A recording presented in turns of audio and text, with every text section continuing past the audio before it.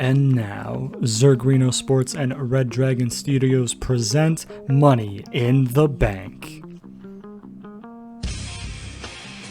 Alright, ladies and gentlemen, welcome to Money in the Bank. We have a packed show tonight, standing room only. As you can see, the crowd is excited, jubilated, you could say, to be here in attendance for what we believe to be a stacked card presented to you tonight. We'll run you through the match card in a second here. But the first match we'll show you is the United States Championship match. Edge, the leader of the Judgment Day, challenging Finn Balor, who is bringing back the Demon to aid him in fending off Edge. Of course, the Demon last time out did not have the strongest appearance against Roman Reigns a year or so back. For his sake, he'll hope he does better this time. Heading over to SmackDown, we have another championship match. The tag team titles will be defended. I'm stuttering right now just because I can't contain my excitement for this matchup. Regal and Cesaro teaming up together to take on Alpha Academy. This should steal the show for some. It will feature three incredibly talented wrestlers, as well as Otis as well. He is up there, but he's a bigger man, not as technically gifted. Heading over to Raw, however,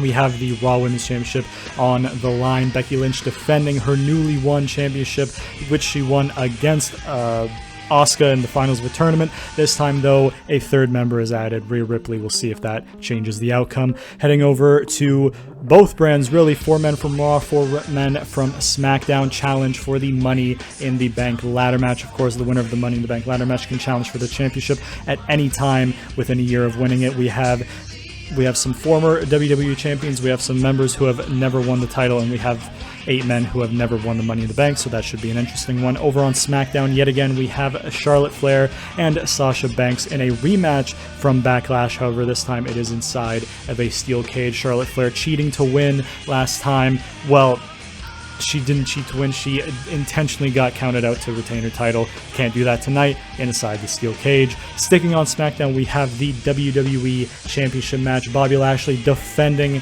his newly won championship. He won it after WrestleMania against Shinsuke Nakamura. This should be a hard-hitting matchup. Really should be a good one for the fans. And in the main event of the evening, we have the Women's Money in the Bank ladder match. 4 women from Raw, 3 women from SmackDown, as well as a 4th from SmackDown who is going to be a mystery participant. They have signed her to SmackDown, but we'll have to wait and see until she makes her entrance who it's going to be. And then starting things off, we have an incredible matchup for you. The head of the table, the Tribal Chief Roman Reigns, defending his World Heavyweight Championship against Randy Orton. This potentially could steal the show, and it's the first match. Let's head to ringside. The following champion versus champion contest is scheduled for one fall and is for the World Heavyweight Championship. Yes, it is Greg Hamilton. There is Randy Orton himself. I should point out, in the match cards, we are not sponsored by G Fuel, but we want to be. There was a sponsor on that nameplate. Couldn't have that, so we're begging for G Fuel sponsorship tonight on this show. Randy Orton making his way to the ring. Randy Orton obviously hoping to win the World Heavyweight Championship. Randy Orton, of course, has won the World Heavyweight Championship 4 times, the WWE Championship 10 times, making himself a 14-time champion in WWE in total. He'll hope to make that 15 and get ever so closer to Ric Flair and John Cena's tied record of 16, which might be a little bit fictitious because the real number for Ric Flair's reign might be in the 20s, but the official WWE record is 16. John Cena has tied it. If Randy Orton can defeat the head of the table, the Tribal Chief, tonight to start the show off, he will move within 1 reign of tying Ric Flair and John Cena. But that will be a tall task for the Viper, the legend killer once upon a time. He holds his World Tag Team Championship high above his head, which he has held with Riddle for the past 30 days after they won a unification match at Backlash against the Usos that that title change definitely played a hand in the setup of this matchup. As we await the head of the table, the Tribal Chief, Roman Reigns. RK Bro won the World Tag Team Championships at Backlash by unifying the SmackDown and Raw Tag Team Championships. There was a rematch on Raw in which Randy Orton intentionally got DQ'd. The Bloodline didn't take kindly to that. They wanted another shot. Randy said he would give it to them if he could have a shot at the World Heavyweight title, and that is how we got here. Roman Reigns demanding that when, in his words, when he retains the championship against Randy Orton, the Usos will get another opportunity at the World Tag Team Championships to bring the Tag Team Gold back to the Bloodline. He lifts his World Heavyweight Championship above his head proudly. He has been champion for 669 days, dating back to the Universal title before he unified them against Brock Lesnar at WrestleMania and brought back the World Heavyweight Championship. Paul Heyman, the Advocate, the Wise Man, accompanying him to the ring. The Usos are not here tonight to accompany him to the ring. He wanted to do this on his own. He wanted to bring honor back to the Bloodline on his own. However, Roman Reigns, the head of the table, he usually main events the night. He's opening the show because he sees this attempt, this title shot by Randy Orton, this title challenge by Randy Orton. He sees it as an attempt at one last opportunity at fame, for a last 15 minutes of fame for his 15th title reign, and he didn't want to give him that. So he said he had his match for the World Heavyweight Championship. When he won, in his words, the Usos would get another shot, and he would ensure that they would be starting the show instead of closing the show, so Randy Orton didn't get his wish at another 15 minutes of fame. Roman Reigns thinks Randy Orton is past it. Randy Orton aims to prove him wrong when that bell rings. Either way, a very, very talented, very elite wrestler will leave the ring with that their coveted championship. Will Randy Orton have reign number 15, or will Roman Reigns extend his title reign to an even higher status, an even more legendary number of days with the championship? 669 days as of tonight. You have to assume he's going for 1,000. Will he be able to make it to 1,000? Nobody in the modern era has done so. But if there is one person who could do it, you'd have to imagine that it is the head of the table, the Tribal Chief, Roman Reigns. There we go. The graphic for what is at stake in this matchup, the World Heavyweight Championship. A loud Roman sucks chant from the crowd already starting. Introducing the challenger from St. Louis, Missouri, weighing in at 250 pounds, the Viper, Randy Orton.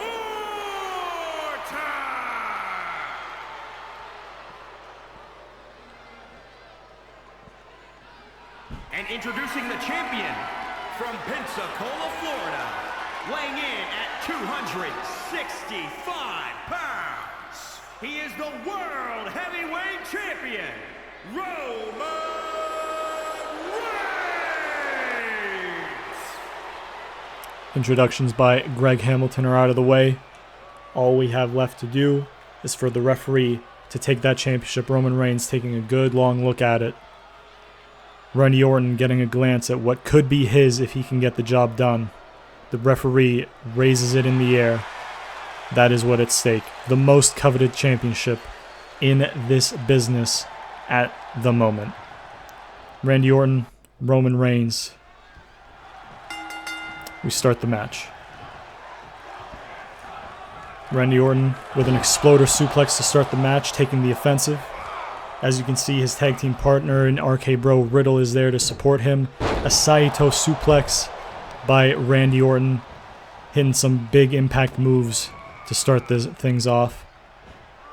Full Nelson slam, I believe that would be called, and he's trying to get that support from the crowd.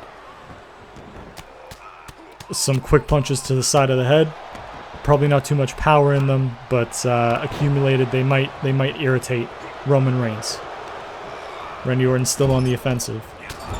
Big chop in the corner. Roman Reigns breaks free. Riddle is brushing air off of his chest. I don't know. The wise man in the corner of Roman Reigns, as per usual. Big suplex by Randy Orton. Going for the pin already. I don't think that's going to be enough, but we'll have to wait and see. 1 count off of the suplex.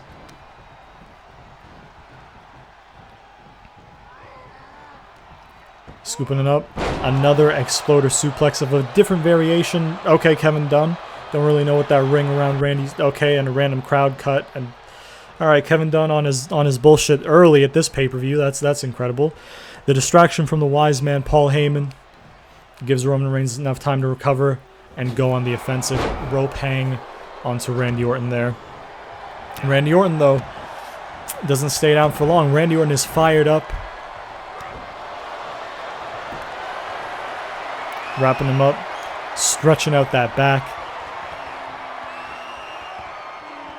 Roman Reigns is a very powerful man.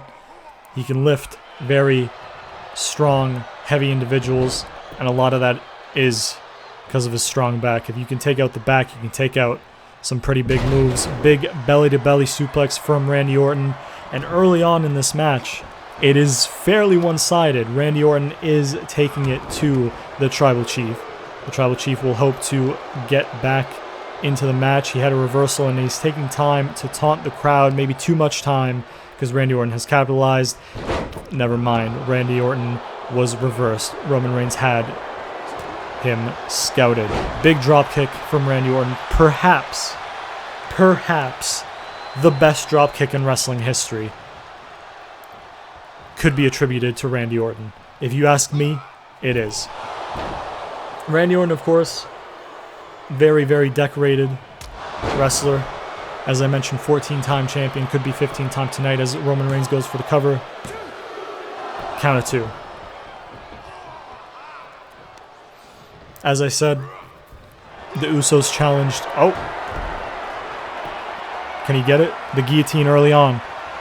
He has finished some opponents with this. He's retained that championship. Nope, not enough to take care of Randy Orton. Randy Orton gets out of it. Powers out of it, you could say, which is incredible. Another exploder suplex from Randy Orton. Randy Orton is having a hell of a start to this match. He is doing a lot of damage, you would have to think, to Roman Reigns, and he hasn't really sustained too much damage himself. Randy Orton picking apart at the Tribal Chief, picking apart at his ligaments, his tendons, his appendages. Okay, he went for... I'm not really sure what the logic behind that pinfall was, because he got right back up, maybe to go talk some shit, play some mind games. He's setting him up for something here. Is this going to be a super RKO? He's pulling out the big guns if this is it. He's going for that super RKO. RKO from the top rope. He connects. This very well could be it. This very well could be it. An RKO regularly could be it. One from the top rope. Perhaps this is it for Roman Reigns. 2.5 count. Very, very close call for the Tribal Chief. He really needs to start getting some momentum in this matchup to get back into it, because he can't take too much more damage and survive with his championship, you'd have to imagine. Randy Orton low blowing Jimmy Uso in the tag team rematch for the World Tag Team Championships on Raw, intentionally to get the attention of the Tribal Chief. In the next couple weeks after that, he defeated Jimmy and Jay simultaneously, or respectively, I should say, in singles competition in the lead up to this match. And on Raw this past Monday, Roman Reigns looked to set an example to Randy Orton by defeating Matt Riddle. Roman Reigns said that Matt Riddle was the one carrying the tag team, and if he could beat him, which he could, Randy didn't stand a chance. He beat Riddle. Riddle put up a hell of a fight, really challenged the Tribal Chief on Raw, but Roman Reigns came out victorious, and Roman Reigns busting Randy Orton open there. He seems to have taken control of this match. He seems to be in the driver's seat. Has him up against the ropes. Shoots him off into the ropes. Ducks underneath. Follows him. Big clothesline inside out. Targeting the leg. Again to the knee. Randy Orton gets some elevation with some of his moves. You know, he's... guillotine, though. Before I finish that thought, guillotine. This could be the end of the match. This is the second time he's put the guillotine in. It looks like he's struggling. Randy might be out. Randy might be out. He lets go of the submission. He lets go of the submission. Perhaps he knew that Randy was not going to tap out, and he didn't want to expend the extra energy. Count of 2 on the pinfall.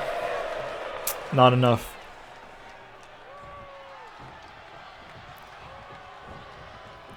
Picks him up.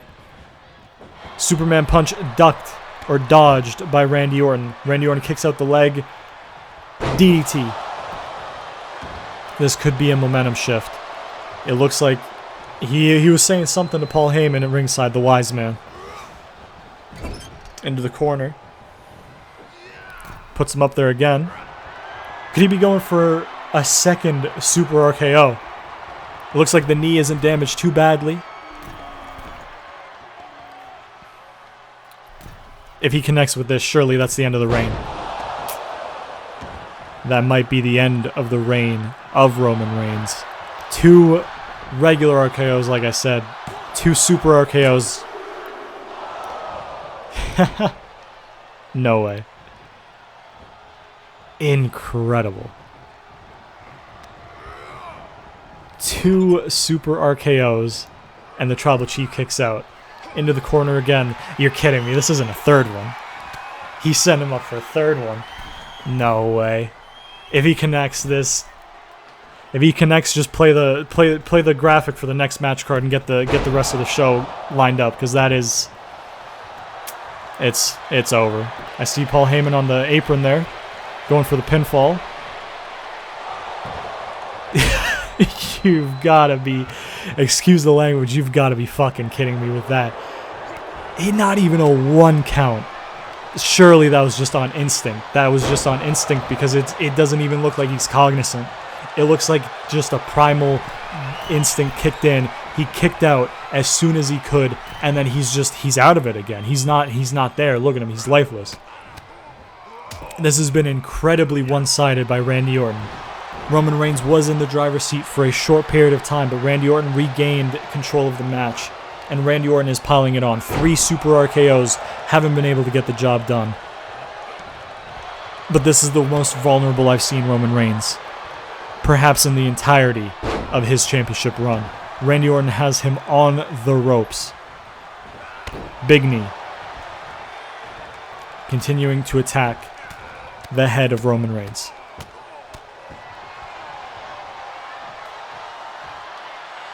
And he went for another knee, but Roman Reigns moved out of the way.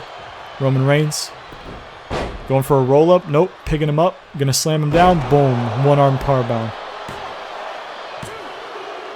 Count of 2 on the pin. Riddle standing with his arms crossed. Perhaps not impressed. He has a ton of belief in Randy. The best friends. Going in for a cover, Randy Orton. 1 count. Count of 1 from Roman Reigns. Drop kick to the back of the head. And now he's trying to get that support from the crowd. The crowd love Randy Orton.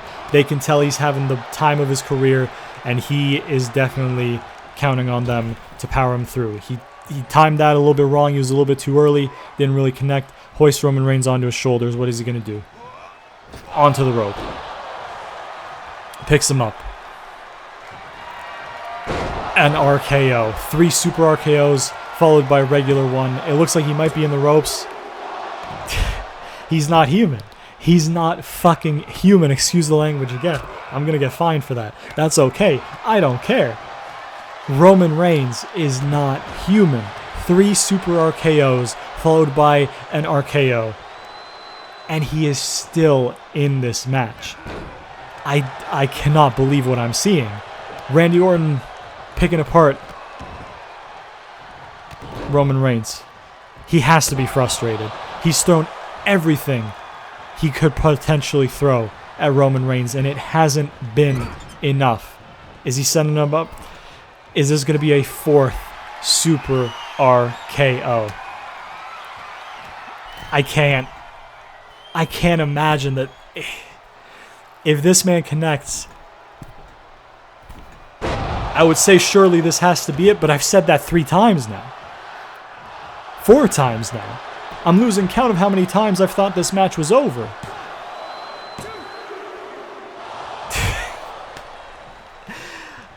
Unbelievable. This is a superhuman effort by the Tribal Chief. This is ridiculous. 4 super RKOs with a regular RKO in between. And he's not only surviving, but he's now on the offensive. This is a ridiculous, ridiculous performance. This is incredible. Roman Reigns is having the performance of his life, you could argue.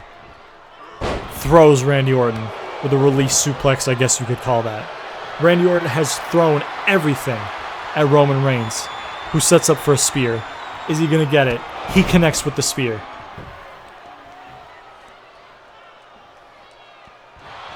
He goes into the pinfall. And that is how quickly Roman Reigns can turn a match around. He was on the back foot for the entirety, or the majority, excuse me, of that matchup. 3 super RKOs couldn't put him down. 4th RKO, regular one, still deadly. Deadliest 3 letters in the sport. Didn't put him down. A 4th super RKO. And they still couldn't put him down. And he got the opportunity. He got the opening for a spear. And that was enough to defeat Randy Orton. Randy Orton threw everything he had at the Tribal Chief, and it wasn't enough. I have no words. I don't know how to describe what we just saw. A Herculean effort by Roman Reigns. I can't believe what we saw. But the show must go on, and we go to yet another championship match. The United States Championship on the line.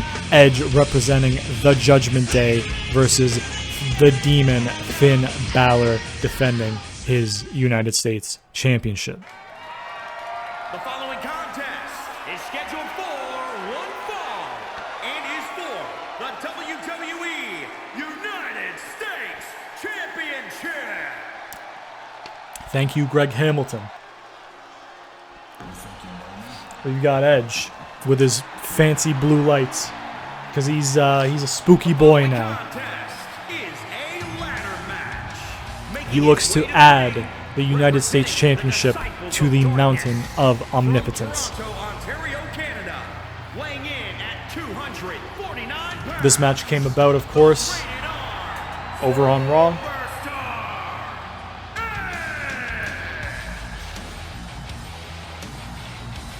Comes to the ring, hoping to add another United States Championship title to his long, long resume of championships. He has held the United States Championship before in his career. However, it was the WCW United States Championship. He won it in 2001. He unified it with the Intercontinental Championship at, I believe, Survivor Series that year, 2001. Retiring the WCW United States Championship, continuing the Intercontinental Championship, and since the reintroduction of the United States Championship in 2003, Edge has not held it. Will tonight be his first run at this reinstated United States Championship, or will Finn Balor extend his 121-day reign further? It's not just any Finn Balor. It's the Demon, as the arena fills up with that red smoke. And as we await what once upon a time was one of the most intimidating forces in this business, after the last time out, are we going to get another embarrassing performance or another monstrous one? There he is, the Demon Finn Balor. United States Championship snug around his waist.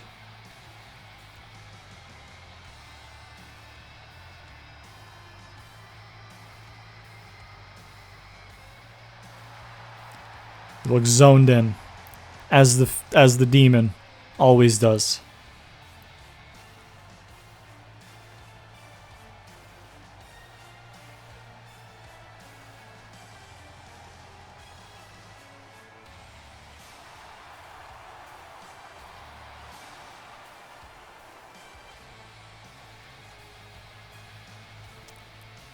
The Demon preparing himself for battle with his usual entrance.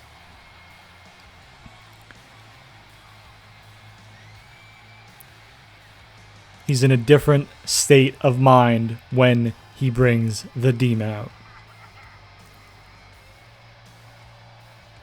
Edge obviously has turned over a dark leaf since WrestleMania, since introducing the Judgment Day. Finn Balor seemingly felt he needed to introduce his darker side to even the playing field.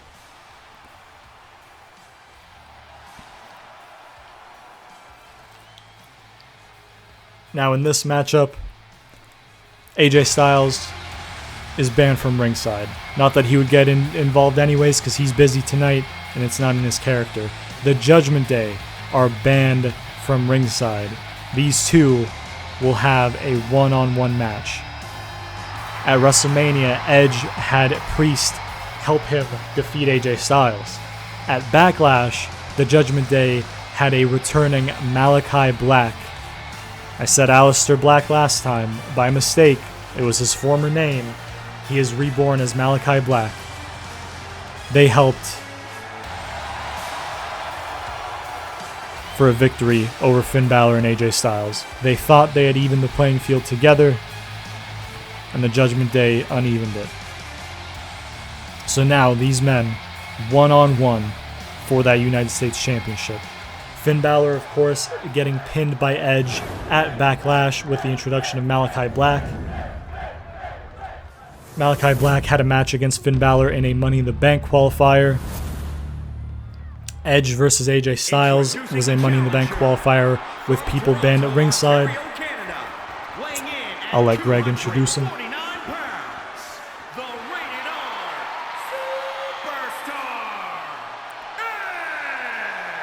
Nice Tony Chimmel impression by Greg Hamilton. And introducing the champion, he is the WWE there he is. United States Champion, the Demon Finn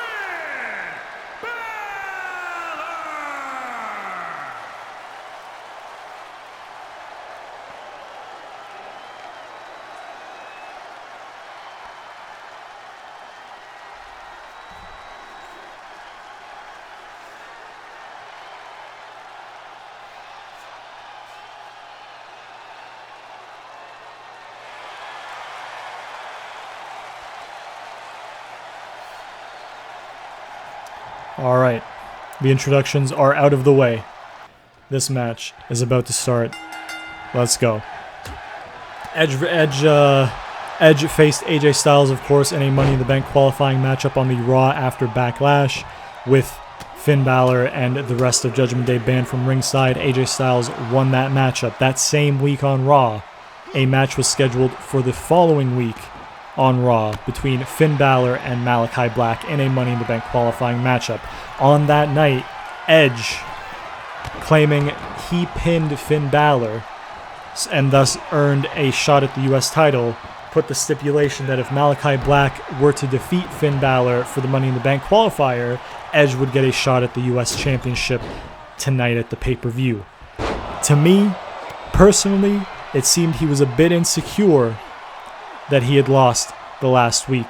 Malachi Black did win that matchup. He is in the Money in the Bank ladder match later on tonight, and thus this match was put into place. Edge, of course, tried to play mind games, bring out the darker side, and that is what brought us here today to the Demon being brought back. Like I said earlier, the last time we saw the Demon, it looked like a shell of the Demon. A turnbuckle collapsed, and that was enough to conquer the Demon. It was very out of character. It was very surprising.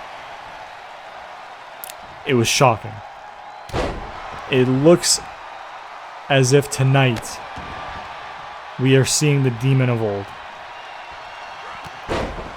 Edge gets the little bit of offense there. A clothesline into a face buster of some sort. Don't really know the name of it. I probably should, but it's okay. Goes for the pin. 1, 2 count for the pin. Not going to be able to put away the Demon that easy. Granted, again, based on his last appearance, maybe you could. Who knows?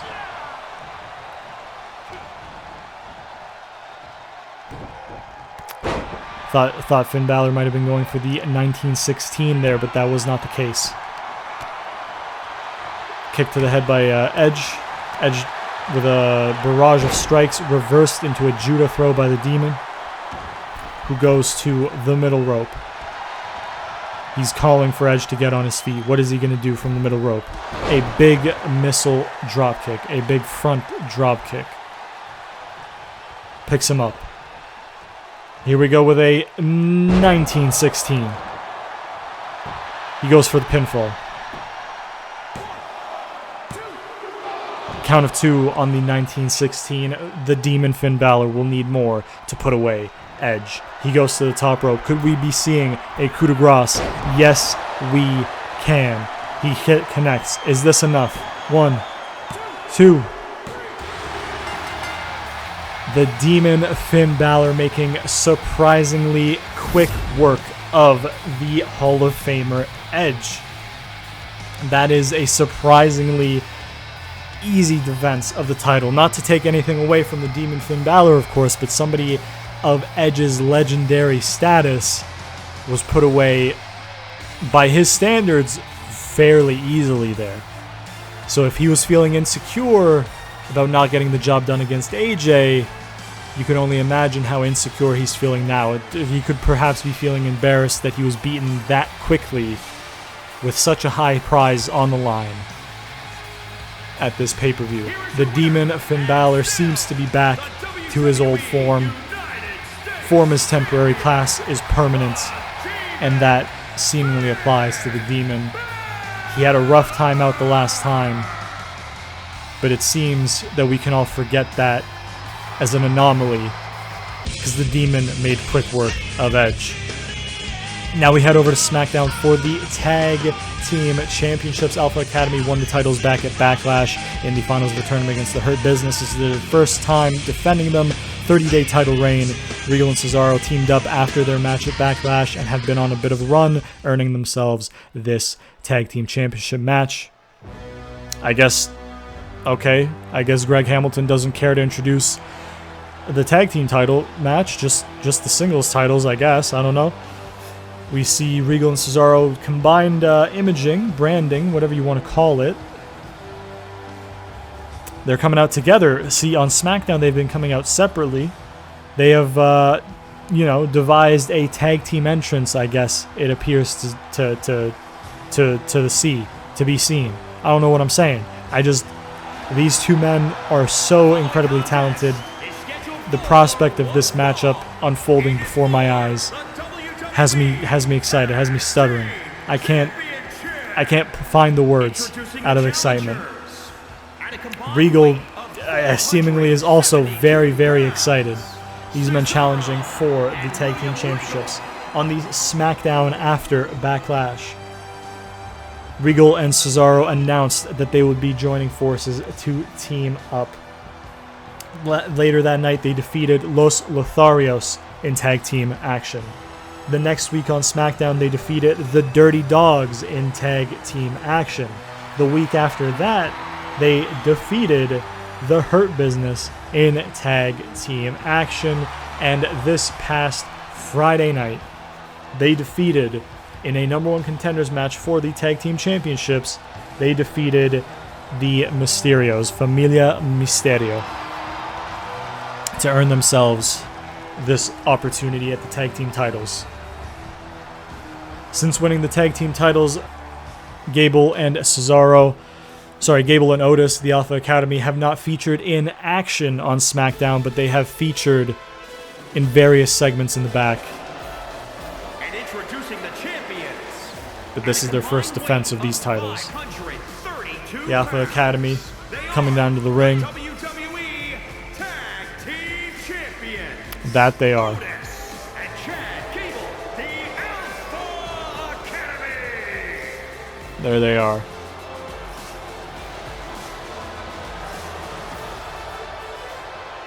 Great tag team. Fantastic tag team.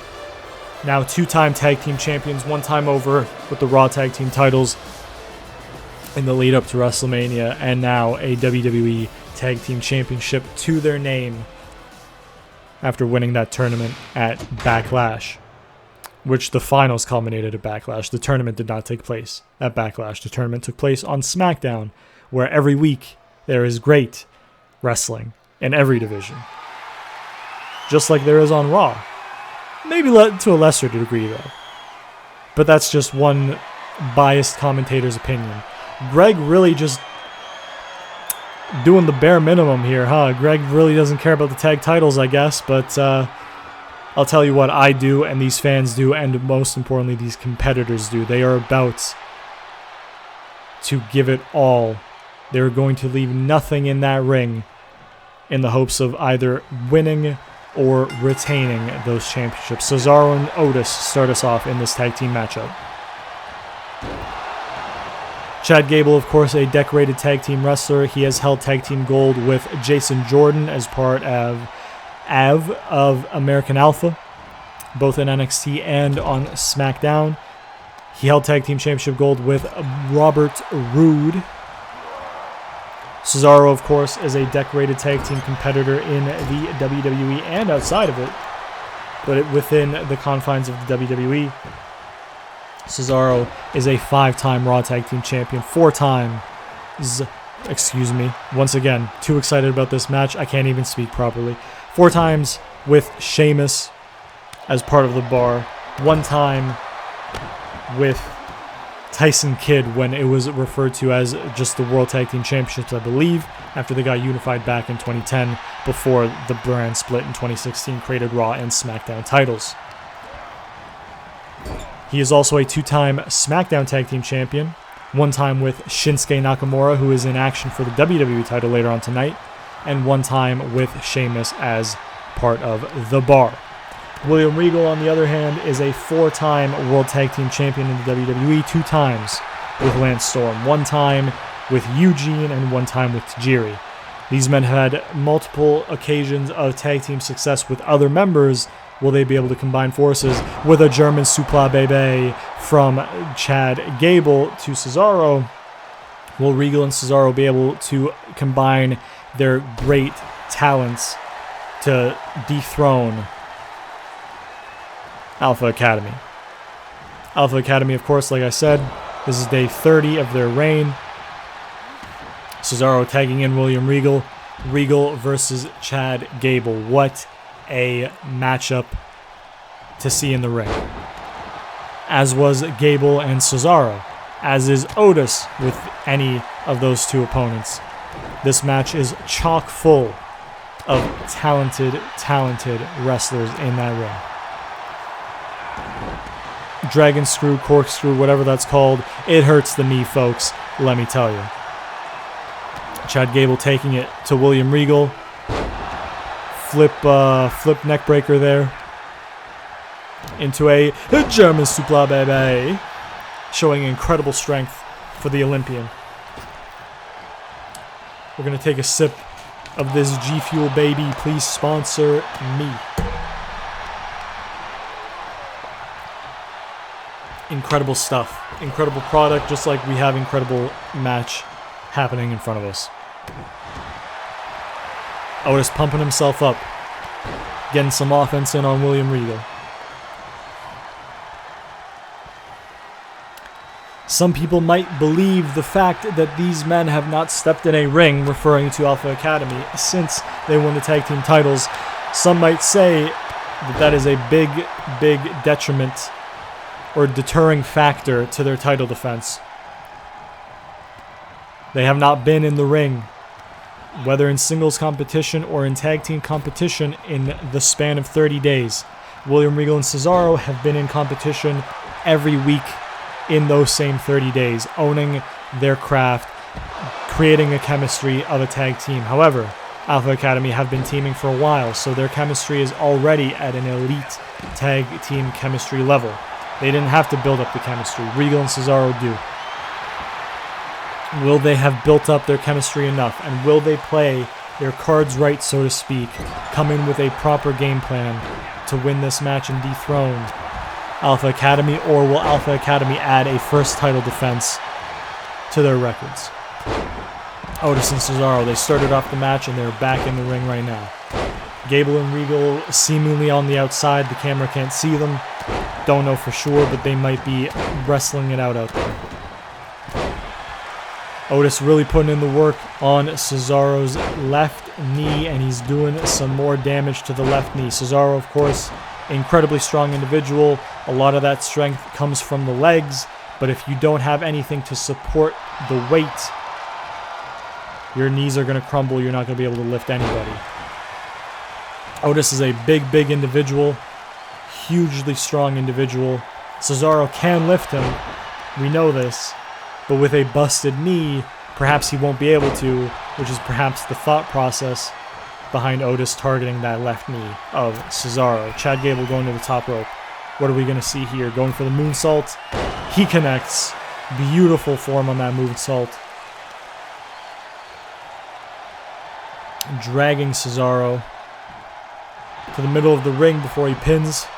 Seemingly because he didn't want the rope break, Regal comes to the save of Cesaro. Cesaro not finished with Otis, seemingly.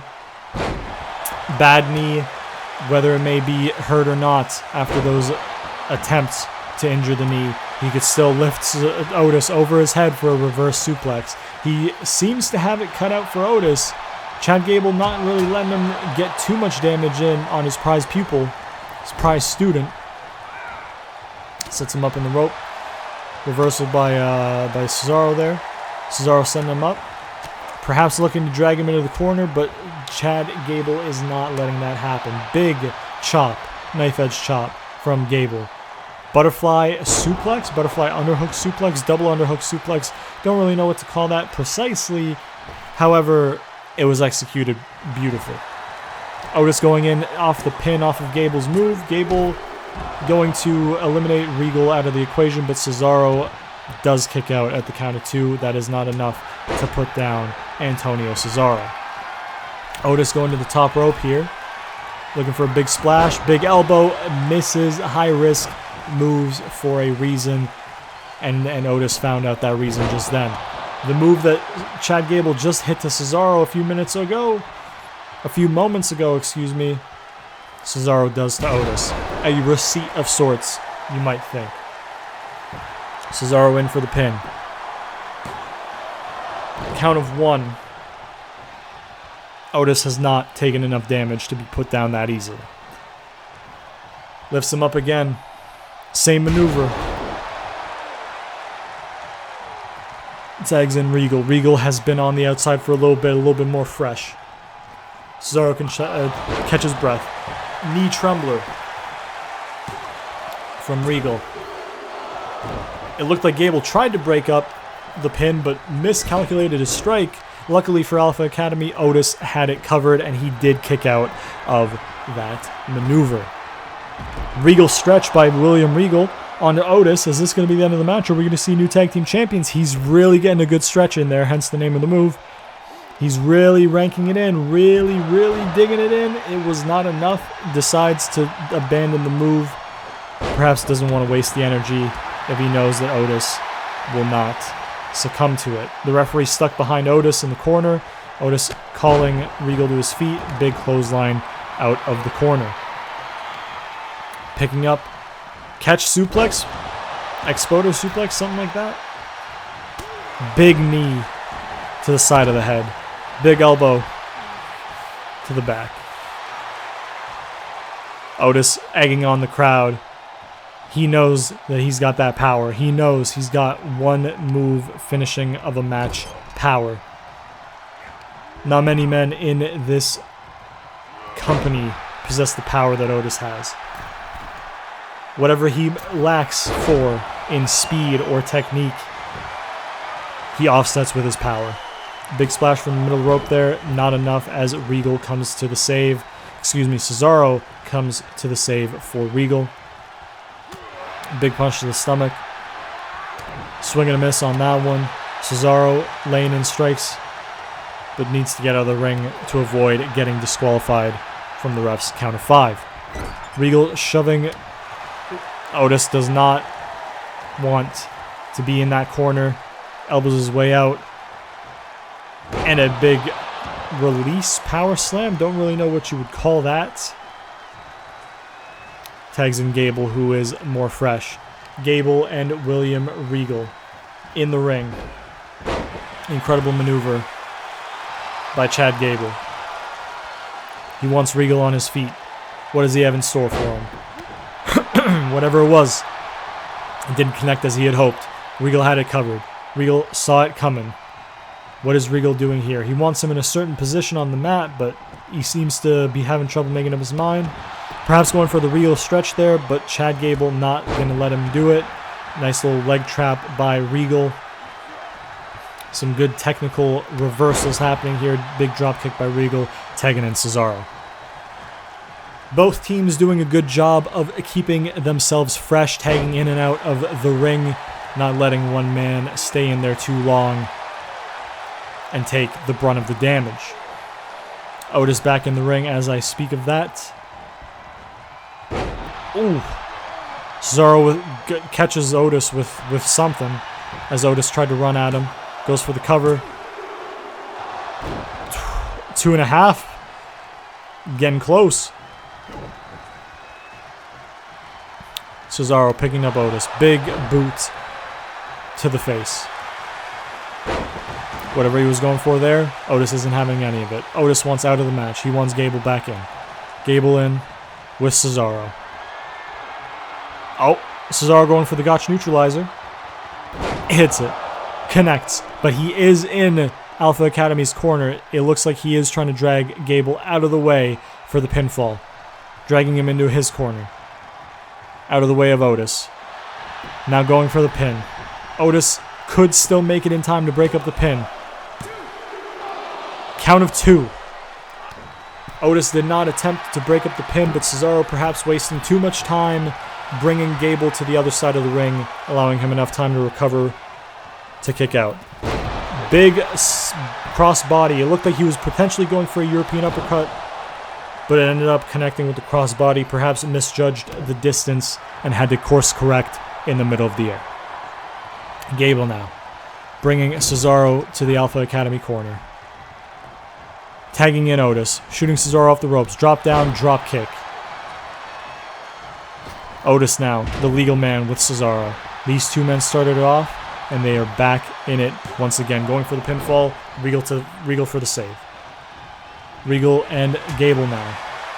Double teaming the Regal. Gable throwing Regal out of the ring.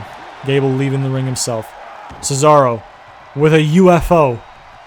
With a UFO to Otis. A UFO on a regular human being is impressive, but to Otis of all people, it's incredibly impressive. We have not seen that move much in the WWE. We've seen it at WrestleMania. We've seen it tonight. The Tag Team Championships perhaps mean that much. Sharpshooter by Cesaro. Chad Gable taken out by Regal, and Otis taps out. We have new Tag Team Champions. over on SmackDown, ladies and gentlemen. Regal and Cesaro getting the job done against Alpha Academy. Perhaps the lack of in-ring action gave Regal and Cesaro that edge. Perhaps that newfound passion for the tag team division gave Regal and Cesaro that edge. Perhaps tonight was just their night and they were the better men. Perhaps on a different night, the result could have been the other way. And I believe for that to be the case. I believe we just saw two world-class, top level tag teams go at it. And the better men tonight just so happen to be the new WWE Tag Team Champions as they lift those newly won titles high above their heads. They celebrate. They go to the top. They go to the corner, sorry. The crowd is definitely behind them as they lift their newly won titles. You can see how happy they are about it. An incredible accomplishment for a team that's only been teaming together for about a month. And now we head back over to Raw for some more championship action tonight. Rhea Ripley and Asuka challenging for Becky Lynch's Raw Women's Championship. Raw Women's Championship won last month at Backlash by Becky Lynch against Asuka in the finals of a tournament for the vacant title. With the addition of Rhea Ripley, could we see perhaps a new champion tonight? Or will Becky Lynch extend her most recent reign past tonight's 30-day mark? We have Rhea Ripley making his way to the ring. Greg Hamilton could not be bothered to introduce this match either. Maybe he just took a break. Maybe he's just like, man, it's hot in here. I gotta get out of here. I don't know. But I mean, he's there now. He's doing partial duties. I see. No, okay. I see it. I see it, Greg Hamilton. I got you. I got your back, sir.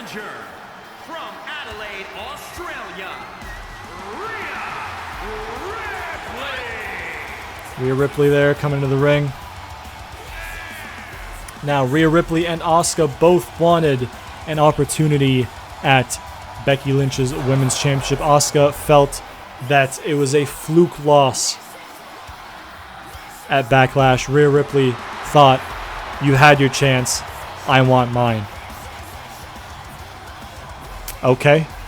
The general manager set up a #1 contenders match between the two the next week on Raw. It went to a double countout draw. No woman was named the #1 contender that week. Next week on Raw, we had a Iron Man match, or I should say Iron Woman match between Rhea Ripley and Asuka in the main event of Raw. The time limit reached 0 as they were still tied on the score for falls, and that was the end of the show. We had no time for overtime, and thus this match was made. Triple threat match: Asuka, Rhea Ripley, and the defending champion Becky Lynch. The Empress of Tomorrow, Asuka, will hope to have a better outing than last time. Didn't have a bad outing, but she was defeated in somewhat surprising fashion last time by just a routine elbow drop from the top rope from Becky Lynch. Becky Lynch had the disarmer in before then. Perhaps the disarmer tired Asuka enough to the point where she was just too beat up to kick out of any move at that point, and the elbow drop just happened to be the move that did it. She thinks it was a fluke. She thinks it was a one bad night, and she thinks with a second opportunity she would do better. And she gets that second opportunity, perhaps not the way she envisioned it in one-on-one competition, but nonetheless she gets an opportunity to prove her theory, her notion that Backlash was a fluke and that she should be the women's champion. Rhea Ripley gets a chance to prove that she should be the women's champion, and this woman gets a chance to prove that Backlash was not a fluke, that the right woman won, and that you're looking at her, the man Becky Lynch.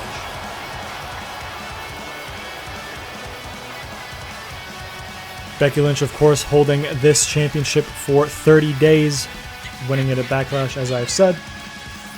Rhea Ripley is a one-time Raw Women's Champion looking to make it to tonight. She was also an NXT Women's Champion. Asuka, as I flip through my notes to find the page, Asuka is a 3-time Women's Champion in the WWE. Twice on Raw, once on SmackDown, and she was also the Women's Champion in NXT. Vacating the title, never losing it, as she went up to the main roster. Becky Lynch is a 7-time Women's Champion, 4-time Women's Champion, and now a 3-time Raw Women's Champion. I should say 4-time SmackDown Women's, excuse me. And that is what we have going on here. Triple threat, 3 incredibly talented women fight for the Raw Women's Championship. Will Asuka prove herself right? Will Becky prove herself right? Or will Rhea Ripley throw a spanner in the works and prove both of them wrong? Rhea Ripley, of course, has a power advantage to both women in this match. Asuka perhaps has a speed and technique advantage. Becky Lynch, perhaps the most resilient woman in this company. Maybe she's not the best in every single category, but she puts it all together and she's hard to be beat. There is a something undefinable quality, unmeasurable, intangible quality to Becky Lynch that puts her on that top level in this division. However, right now in this matchup, Rhea Ripley is the one on top of things, as she is leading this matchup, so to speak. She is in the driver's seat. Perhaps not for long as Asuka gets a kickoff. And Rhea Ripley returns the favor. We're going to drink some more G Fuel, mainly because it is very hot and I am struggling. But that's okay, because we got some good wrestling going on in front of us, and it makes it all worth it. Rhea Ripley really using that power advantage and just tossing the women's champion around the ring, picks her up just to toss her again.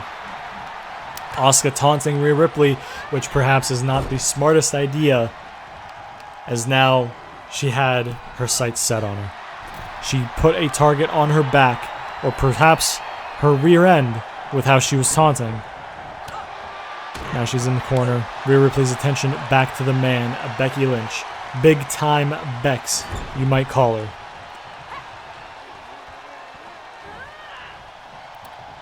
Rhea Ripley with Asuka on her shoulder, dumps her to the outside of the ring, and now attacks Becky Lynch.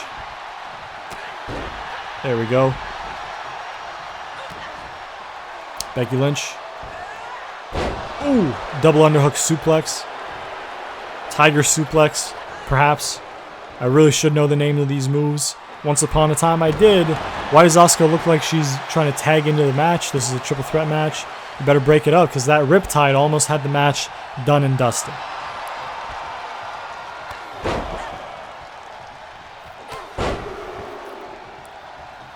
Three clotheslines by Rhea Ripley to Asuka. Both women down. Big knee. Big slap by Big Time Bex. Oh. Alright. Okay. Little pump handle suplex, pump handle exploder. I don't know what to call that, but it incapacitated Rhea Ripley enough that she rolled out of the ring unconsciously, and she is, for the time being, not a part of this matchup. Some have her as the favorite in this match, but then again, some have Asuka and some have Becky Lynch. This is a very, very even playing field here tonight. Manhandle slam by Becky Lynch to Asuka. Will that be it? No, not if Rhea Ripley has anything to say about it, and she did. But for her troubles of breaking up that pin, she's locked in the disarmor her. Will this be enough to retain the championship for Becky Lynch, or will Rhea Ripley power out? She does get out of the disarmor. She will not tap out. She will not squander this opportunity for the championship that easily. She eats a snap suplex for it. Asuka and Becky Lynch now going at it as Rhea Ripley is laid out on the floor. Asuka attacking Becky Lynch. Asuka lifting Becky Lynch on her shoulders. What is she going to do? What is she going to do?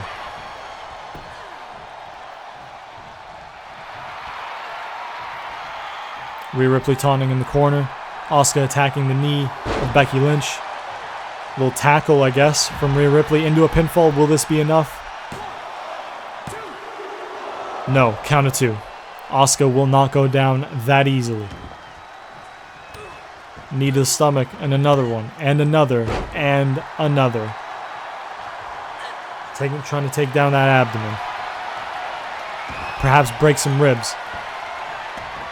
Big submission, prism trap, I believe this is what she calls it.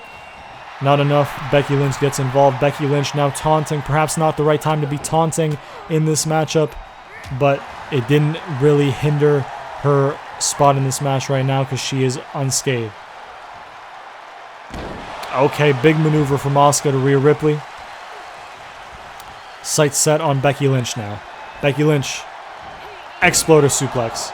Or should I say Bexploder suplex. Oh, big boot from Rhea Ripley. Is this enough?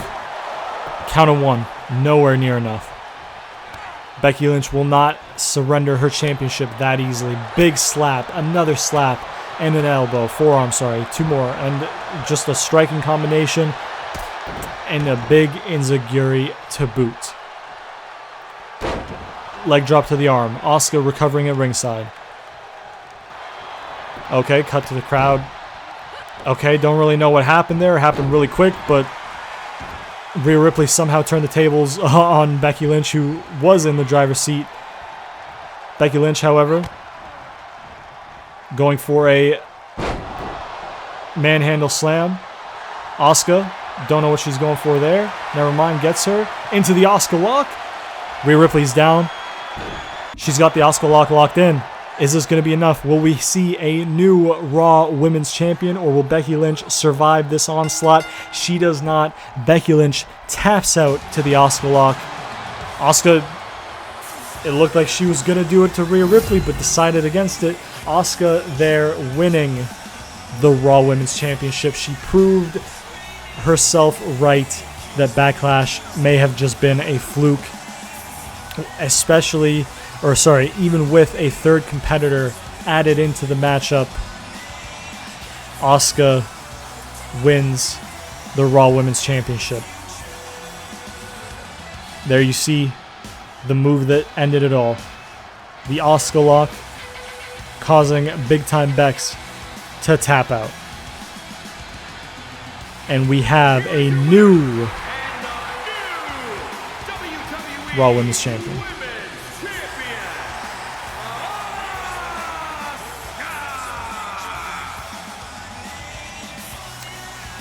A little bit of confusion in the ending of that match because of Kevin Dunn's camera cut to the crowd, but what we do know, confusion aside, is that Asuka is your new Raw Women's Champion. She proved herself right. She made Becky Lynch tap out to the Asuka lock.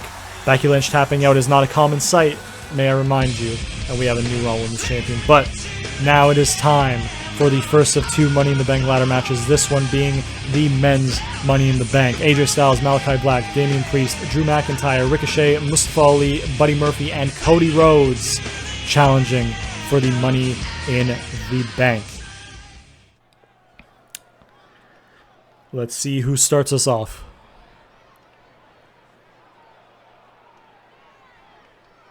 The crowd waiting in anticipation. We've got Drew McIntyre coming to the ring, 2-time WWE champion, 2020 Royal Rumble winner, but has not won the Money in the Bank before. Will tonight be his night? Very well may be. We have a very talented lineup of 8 men, 4 from SmackDown, 4 from Raw. And Drew McIntyre amongst the most talented of this crop of talent. Angela plunged into the earth as he prepares to wage on into war, because this, ladies and gentlemen, will be a war. This match will shorten these men's careers, perhaps their lives, all for the opportunity to challenge for a championship, all for the chance to challenge for the WWE or World Heavyweight Championship within a year at any time they want. Drew McIntyre, dressed in gold, seemingly to signify what he is hoping to return to. Like I said, won the 2020 Royal Rumble to a huge ovation from the crowd, and then the pandemic hit, and then he completed his dream, winning the WWE Championship at WrestleMania with nobody in the crowd. He did lose the title and win it back with no one there to see it. The fans are back, and you just know he wants that moment in front of the fans. That Money in the Bank would be a good way of potentially fulfilling that dream. But this man shares that same dream as the other 6 competitors surely do. All 8 of these men have devoted their lives. They've sacrificed friendships, relationships, anything you can think of, just for that World Heavyweight Championship or the WWE Championship, for that main prize in the sport. Buddy Murphy has never won it. Buddy Murphy is a former Cruiserweight champion. He has not won a US Championship, an Intercontinental Championship, or a Heavyweight Championship in the WWE.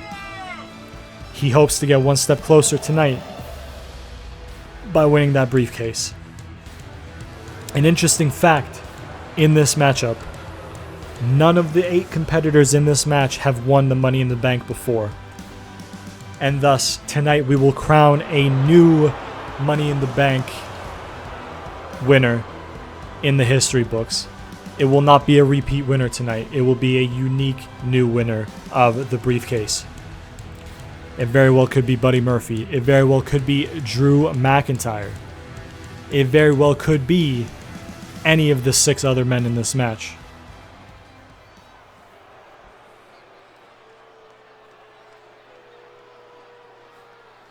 As we wait for the 3rd competitor, it is Damian Priest representing the Judgment Day. The Punisher of the Judgment Day, Damian Priest. There he is. He has held the United States Championship. He has not held a World Heavyweight Championship. Representing the Judgment Day. The Judgment Day not off to a good start on this pay-per-view. They are, all 3 of them tonight, in action, or have been. Edge tonight coming up short against Finn Balor, the Demon, for the United States Championship. Will one of the Judgment Day be able to go and redeem Edge and win that Money in the Bank? Or will the Judgment Day and their bad night continue here tonight at Money in the Bank? Damian Priest, interestingly enough, I mentioned he was a United States champion. He lost that championship to the man who defeated the leader of that group, the Judgment Day tonight, Finn Balor. So Finn Balor seems to have the number of 2 of the 3 members of the Judgment Day, with the one outlier being Malachi Black, who defeated him to qualify for this matchup. And now we've talked about the United States Championship. The Intercontinental Champion is making his way to the ring.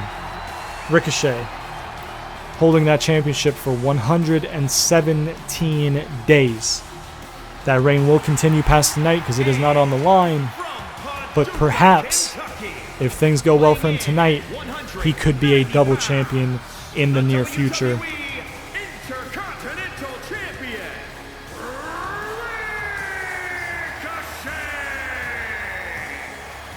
Ricochet defeated Sami Zayn on SmackDown March 4th to win that Intercontinental Championship. He has defended it a couple times since against Sami Zayn, against Rey Mysterio in his quest to qualify for this matchup. Buddy Murphy qualified for this matchup by defeating Dominic Mysterio, if I do recall correctly. Drew McIntyre qualifying for this matchup, defeating his former three-man band teammate Jinder Mahal. Ricochet, like I said, against Rey Mysterio. This man, Mustafa Ali, qualified by defeating Jeff Hardy. Mustafa Ali had the match won in 2019. The Money in the Bank ladder match, he had it won. He was at the top of the ladder. Briefcase about to be in his hands before Brock Lesnar made a surprise appearance. And he froze, perhaps out of shock.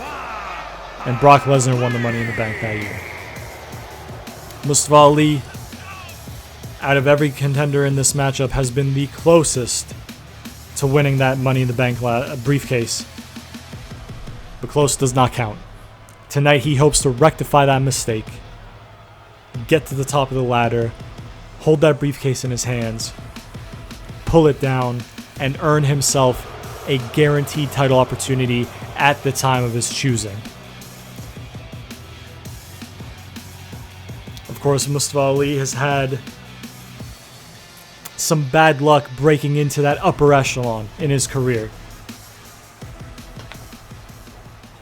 Perhaps on his way to challenging Daniel Bryan for the championship before getting injured and allowing for Kofi Mania to happen. Like I said, at the top of that ladder before Brock Lesnar. Tonight might be the third time. Third time's the charm. Whether it is or not, we'll have to wait and see. And now representing the Judgment Day, yet again, Malachi Black. No longer Aleister Black. He went away for some time. He got released, we'll say it. And now he's back, reborn as a different version of himself. A more sinister version of himself, if you could believe that. And he makes his way to the ring.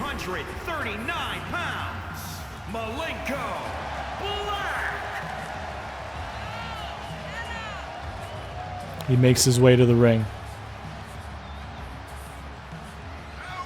He has never held singles gold or any gold on the main roster in WWE. He has been an NXT champion, but he has not held a heavyweight title in the WWE. He hopes to get one step closer to doing so tonight in this Money in the Bank ladder match.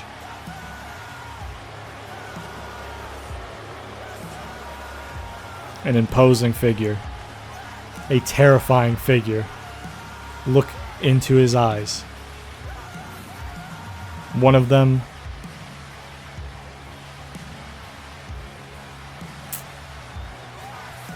not too pretty to look at. The other one works just fine.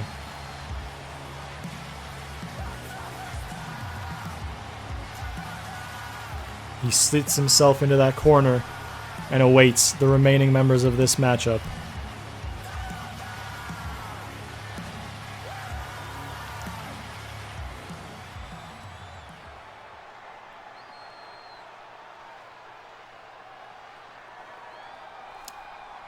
I believe we have two more competitors, one of which is this man, AJ Styles, the phenomenal AJ Styles.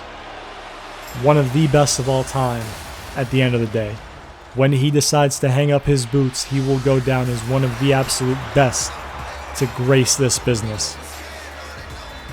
Two-time WWE champion. One-time Intercontinental champion. Three-time United States champion.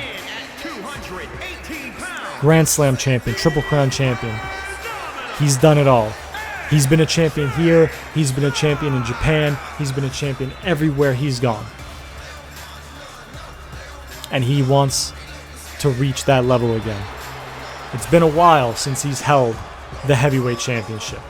Or a heavyweight championship, I should say. The last time he held a heavyweight championship, I believe, dates back to 2017 or 2018. It's been a long time. Too long. craps.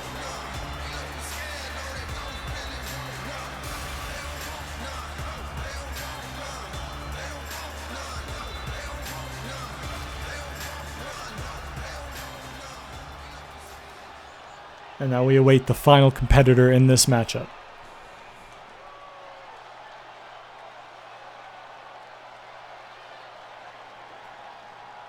The crowd waiting in anticipation for that music to hit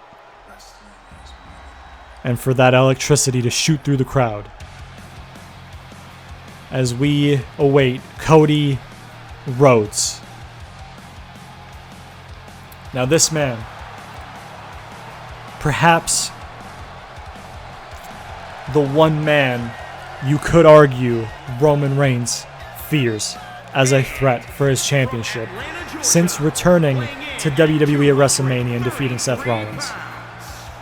Roman Reigns has been set out to prevent Cody Rhodes' path to a shot at the World Heavyweight Championship. He cost him the number one contendership against Seth Rollins on Raw leading up to Backlash. He was not able to prevent Cody Rhodes qualifying for this matchup because it was inside of a steel cage in his third meeting with Seth Rollins. Inside of that steel cage, Cody Rhodes pinned the Architect. 1, 2, 3. The Messiah. The Drip God. Whatever you want to call him, he was pinned in the middle of the ring. 1, 2, 3. Inside of the confines of a steel cage by Cody Rhodes. Thus Cody Rhodes qualifying for this match. And if he can win this match, then Roman Reigns won't be able to do much to prevent him from getting a shot at the championship. He will have one whenever he so pleases. As we start things off. Big brainbuster right off the gate by AJ Styles to Cody Rhodes. It looks as if Damian Priest and Malachi Black are going at it themselves, despite both representing the Judgment Day. Maybe there was an agreement, a gentleman's agreement in the back that, yes, they represent the same faction. Yes, they will have each other's backs to a certain degree, but both of them want what only one of them can have. And thus they have set aside an agreement that they will not step aside for the other. They will treat each other like competitors, and they are doing so at the moment, going head to head. Ricochet tossed into a ladder there. That must not have felt too good. This matchup is already pretty crazy. Camera's really zoomed out. It's hard to keep track of it all. Drew McIntyre busted open in the corner there by Mustafa Ali. Brainbuster to Malachi Black by AJ Styles. Loves busting out that brainbuster. DDT by Ricochet. Kick to the air by Ricochet. Buddy Murphy now. Throwing Ricochet out of the ring. Lots going on here. Buddy Murphy setting up the ladder, perhaps trying to sneak up to the top and get his hands on that briefcase. That seems to be the case. No pun intended. He goes right back down. Perhaps didn't have a good angle or devil on the briefcase. Damian Priest gets his chance from the other side. He does have a chance to get it. Buddy Murphy will not let him win. Ooh, big powerbomb by Drew McIntyre there. Anaconda Vice by Ricochet to AJ Styles, but AJ Styles getting out of it there. Incredible deep belly-to-belly by Drew McIntyre and Mustafa Ali. And now Drew McIntyre and Malachi Black alone in the ring. Drew McIntyre leaves the ring to Malachi Black. Perhaps not the smartest idea. Malachi Black looks like he wants that ladder, but it's in a position that's kind of weird. Malachi Black and Cody Rhodes in the ring. Malachi Black qualifying, as we've mentioned earlier tonight, by defeating Finn Balor. Cody Rhodes qualified, as I mentioned, defeating Seth Rollins inside of Steel Cage. Damian Priest defeated Keith Lee to qualify for this matchup. AJ Styles defeating Edge to qualify for this matchup. The SmackDown boys, we've already discussed who they defeated. Ricochet trying to sneak his way up, does not get the angle or devil that he perhaps wanted. Could not reach the briefcase. Throwing Cody to the outside. Will he go at it again? Yes. He attempts to get the briefcase yet again. Every time somebody gets their hands on the briefcase, Kevin Dunn puts this little spinning wheel on the screen. I don't really know what that's about, but I never really know what Kevin Dunn's doing because he doesn't know how to do his job. I'll just say that on the air. I said it last time, and I'll say it now just because it's the truth. Buddy Murphy hanging from the briefcase, caught by Mustafa Ali, powerbomb to the floor. Drew McIntyre spills to the outside. Cody Rhodes spills to the outside. DDT to Malachi Black. Big drop kick by Mustafa Ali. The ring is clearing out a little bit. AJ Styles picking up a ladder on the inside of the ring. Cody Rhodes bringing a second ladder into the ring. German suplex baby by Mustafa Ali to AJ Styles. 2 ladders in the ring. None of them set up. Reverse DDT there.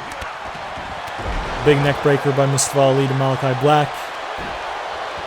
Gut wrench suplex by AJ Styles to Cody Rhodes.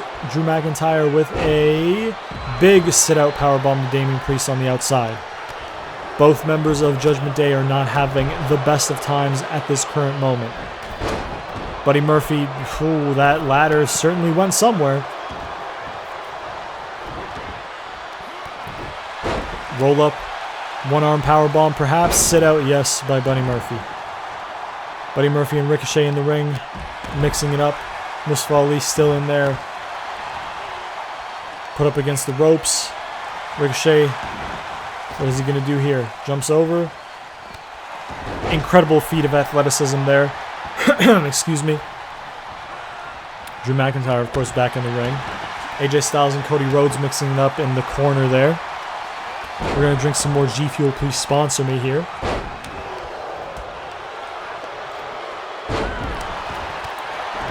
Ricochet being smart, attacking the legs of Drew McIntyre.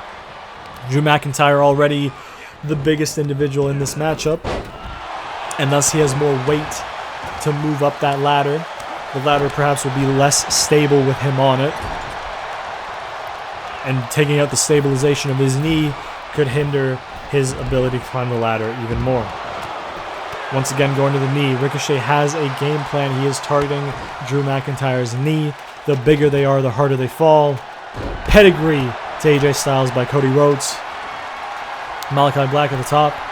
Ricochet, incredible feat of strength by Ricochet to lift Drew McIntyre on his feet. Incredible feat of athleticism, of strength, excuse me.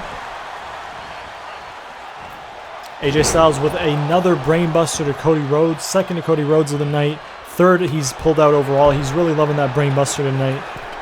Perhaps thinking if he can incapacitate his opponents mentally, get them knocked out, concussed perhaps. I know it's harsh, but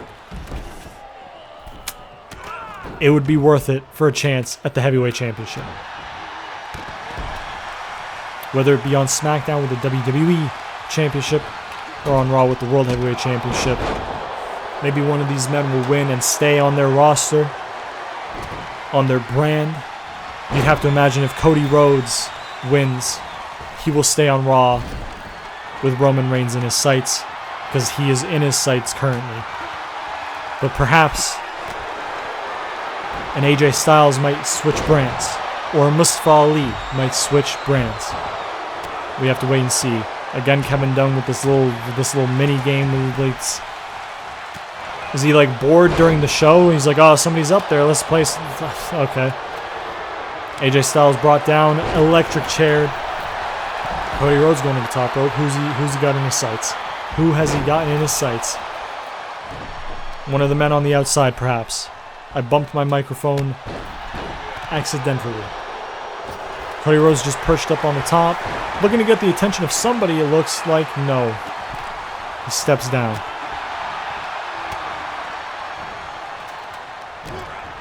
All the men in the ring. Scratch that. Commentator's curse. Malachi Black out. And Mustafa Ali joins him, being dumped out of the ring. 630 senton attempted by Ricochet there, but did not connect. He overshot a prone Drew McIntyre and landed right on his back. Drew McIntyre out of the ring. Ricochet rolling out of the ring. Mustafa Ali back in the ring. Once again, the two Judgment Day members at each other's throats, competing as if they were not in the same group. Buddy Murphy going for the big knee strike, bicycle knee perhaps you could call it, but misses. A lot of action here, it's so hard to keep up with it. Buddy Murphy thrown to the outside, big backbreaker to AJ Styles by Mustafa Ali. Malachi Black in the ring, Damian Priest in the ring, AJ Styles, Mustafa Ali, Cody Rhodes in the ring. Malachi Black out. Incredible springboard clothesline, didn't fully connect by Damian Priest, but the athleticism was incredible for a man of his height. Drew McIntyre giving Ricochet a receipt, perhaps, for the attacks on his knee earlier by just punching the living daylights out of him. Mustafa Ali climbs the ladder. Damian Priest, not going to let that happen. Damian Priest wants that Money in the Bank briefcase. He does not want anybody but himself to have it. And if he can't have it, then he would want Malachi Black, and vice versa. As long as it stays within the Judgment Day, I think both men will be satisfied. The physics on that ladder just defied themselves. That was insane. Mustafa Ali attempted for the briefcase, didn't get it. AJ Styles looks to be in a very good position here if he can pick up that ladder. Mustafa Ali gets back in the ring. Mustafa Ali with a flatliner into the Koji clutch. Of course, no submissions in a Money in the Bank ladder match, but if you can knock out your opponent, he's tapping. A tap doesn't do anything for you, AJ. A tap doesn't do anything for you in this match. Perhaps if you could make him pass out due to lack of oxygen to the brain with that chokehold. But that was not the case. Mustafa Ali let go of the choke despite it not being a submission match. Backstabber to Drew McIntyre. Buddy Murphy and Malachi Black going at it. A rivalry renewed perhaps down at the bottom of the screen there. Drew McIntyre, neckbreaker. Ricochet, incredible maneuver. Feel like he has a name for it, but I just am not remembering. Maybe I have it in my notes somewhere.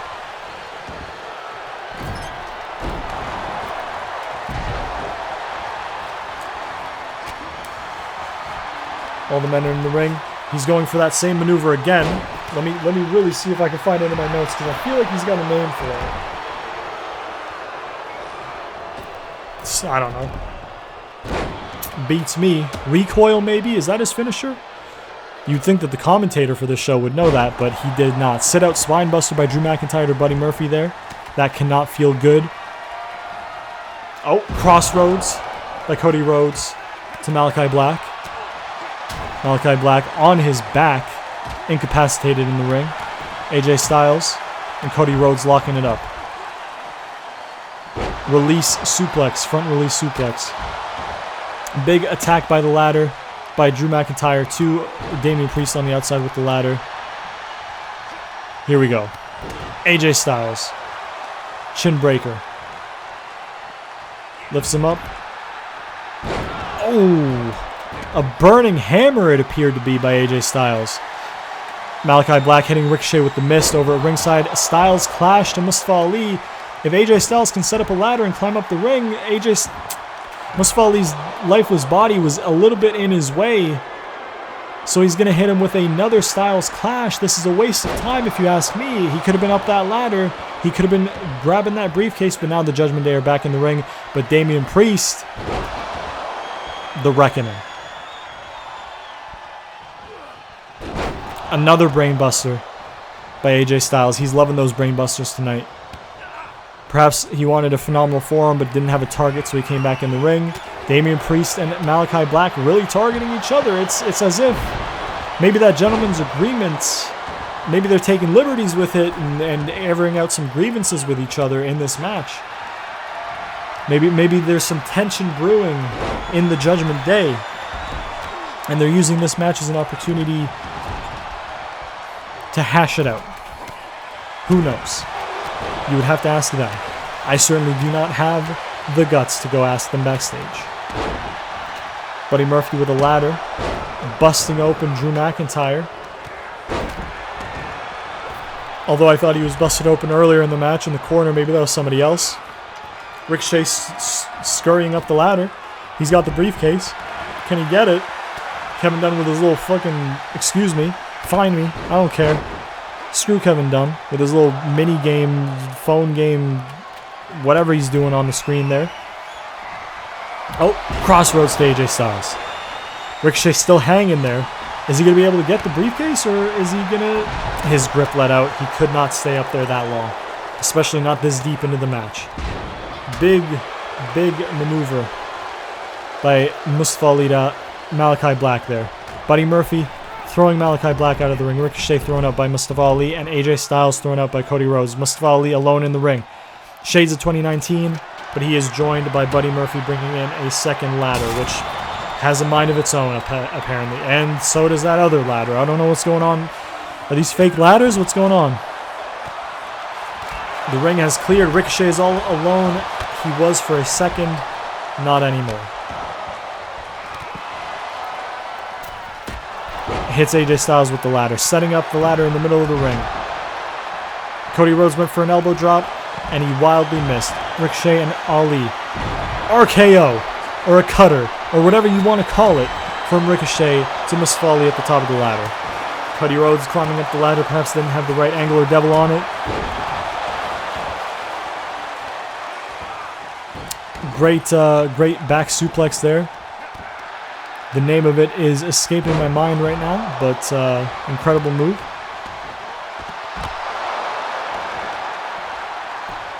Ricochet, I don't know what he's doing there. Okay, somebody call Chris Angel Mind Freak in there and make AJ Styles float for a second. I don't really know what's going on here. What I do know is Ricochet is all alone in the middle of the ring, and he's climbing the ladder. Is this Ricochet's moment? Is the Intercontinental Champion going to become Mr. Money in the Bank? He goes for a shooting star press to a incapacitated Mustafa Ali, and now a springboard moonsault that does not come to fruition. Spinning power bomb by Buddy Murphy to Malachi Black. Ricochet perhaps had the match won in the palm of his hands, and he decided to go for the highlight moment instead of winning the match. To me, that's a huge mistake. Cody Rhodes was getting back into the ring, but it could have been over right then and there. Malachi Black looking to make it over right now. Punches to the head by Drew McIntyre to Cody Rhodes. The little mini game by Kevin Dunn again. We get it, brother. You're bored. Learn how to do your job. Maybe you won't be bored. Damian Priest looking to win it for the Judgment Day. Mustafa Ali will have something to say about that. Mustafa Ali with a neck breaker from the top of the ladder. Bodies lying. Bodies flying. Bodies breaking, really. Mustafa Ali back up. Is this going to be his moment? Is he going to atone for 2019? Not at this moment in time. Drew McIntyre lifting Malachi Black. Shoulder breaker. The one which Nia Jax almost broke Charlotte Flair's neck with a few years ago. Catching strays, but she deserves it because she cannot wrestle. She is awful. I will say that on the air. The match kind of coming to a bit of a lull right now. Never mind, it is right back, reignited with that incredible move from Ricochet. You have to think, perhaps, that if Ricochet focused more on results than flashiness and getting the respect of the crowd or the admiration of the crowd, maybe he would have a different career at this point in time. We saw it earlier in this match. He climbed that ladder, he had the match potentially won, and he went for the highlight reel. Buddy Murphy now hoping to win that briefcase. Ricochet will not let him do it that easily. Neither will AJ Styles. Ricochet going up. Got the briefcase in his hands. Can he pull the briefcase down and win the matchup? Damian Priest pushing the ladder. Mustafa Ali on the ladder. Ladder push. Both men fall.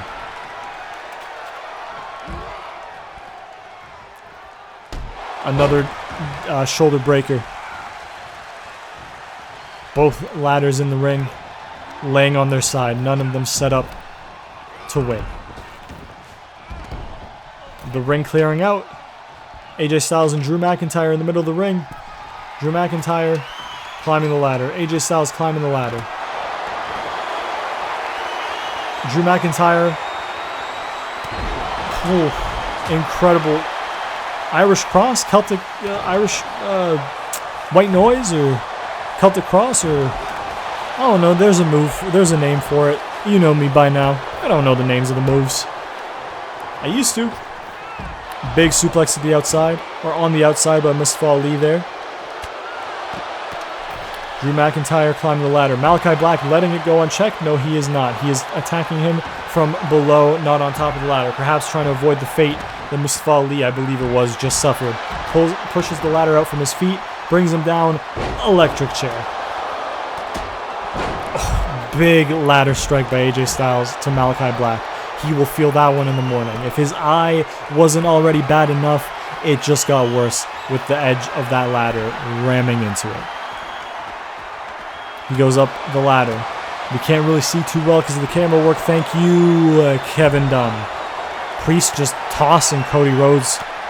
AJ Styles receiving a Styles clash by Mustafa Ali. A little insult to injury there.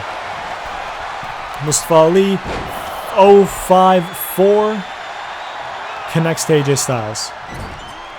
Damian Priest trying to incapacitate Buddy Murphy, in the corner. Cody Rhodes, however, back in the ring. Climbs the ladder. Everybody's busy. No, the Punisher of the Judgment Day is alert. He does not want Cody Rhodes to win. He wants to win and bring the Money in the Bank briefcase to the Judgment Day. Ricochet out of the ring. Buddy Murphy follows him. AJ throwing Mustafa Ali out of the ring. Delayed suplex by Drew to Cody Rhodes there, who rolls out of the ring, followed by Drew McIntyre. Buddy Murphy has AJ Styles in his grasp. Not any longer. AJ Styles breaks free.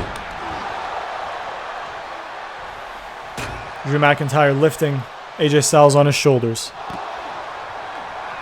and tossing him onto the rope, excuse me. Again, the Judgment Day members fighting it out like they are not in a faction together. Drinking some more G Fuel. We need it. Please sponsor this channel. Big striking combination by Malachi Black to his Judgment Day. I was going to say compatriot, but I don't think the Judgment Day is a country. Big brainbuster again. Malachi Black at the top of the ladder. But he's not reaching for the briefcase. He is going for some double knees, a Meteoro to Buddy Murphy. Just like Ricochet earlier, you'd have to think it would have been the smarter move to try and get that briefcase down and win the match right then and there. If he did, he would not have received that. I don't know what that's called. I really should know more of these moves. Mustafa Ali tossed to the outside by Ricochet. That ladder flew like it was made out of paper. Exploder suplex to Cody Rhodes by Malachi Black. Malachi Black and Damian Priest in the ring. What is he doing? Release suplex. DDT to the outside. Okay, crowd cut. Cool, thanks. Okay, that was quick. Maybe there was an interruption in the feed there by Kevin Dunn. I don't know. Malachi Black seemed to have set up the ladder after incapacitating Damian Priest. Cody Rhodes has something to say about it, though.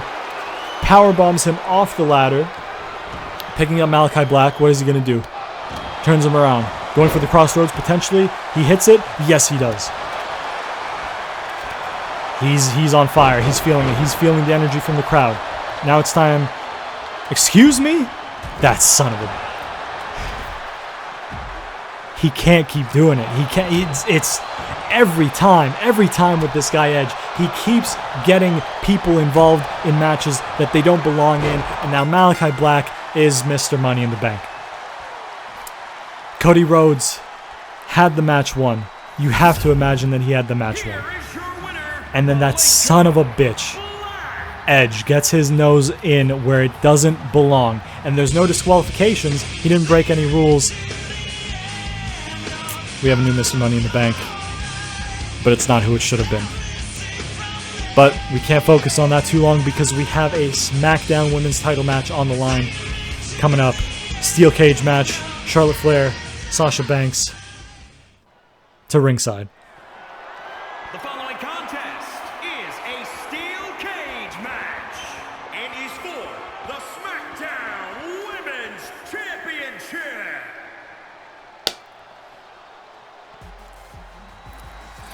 The boss, Sasha Banks, coming down to the ring. The boss, Sasha Banks, had to earn this opportunity by defeating Bayley and Bianca Belair in a triple threat match to get another shot on the SmackDown after Backlash. The next week, she wanted to make sure that there was a stipulation involved tonight to ensure that Charlotte Flair did not steal another victory. At WrestleMania, she cheated to defeat Ronda Rousey. On the SmackDown after WrestleMania, she cheated to unify the titles against Bianca Belair. At Backlash, she intentionally got herself counted out to retain on the championship advantage. Sasha Banks didn't want that. Charlotte Flair said if she could beat a woman of her choosing, she could pick the stipulation. Charlotte chose Tamina Snuka. Sasha came out victorious, and then she picked a steel cage match. If Charlotte Flair is getting out of this cage, it'll win her the match. Otherwise, she will not be able to get herself counted out. She will not be able to get herself DQ'd. She is stuck inside that cage with a hungry challenger for that women's championship who wants to make right the wrong that occurred at Backlash in her eyes. That women's championship on the line. Of course, these women have had many matches in the past. Many good matches in the past. As I ruffle through my notes, which might be getting picked up on the microphone. Charlotte Flair has held this championship for 313 days. 313 days as champion for Charlotte Flair. She is a 6-time SmackDown Women's Champion. 13 times total in the WWE, factoring in Raw Women's Championships and the Divas Championship. Although I'm not clear if they counted that. From Boston, Massachusetts, Sasha Banks. There's Sasha Banks. That was a weird face to be pulling when you're fighting for the championship, but okay. The SmackDown Women's Champion. Yep. Charlotte Flair. Yes, it is.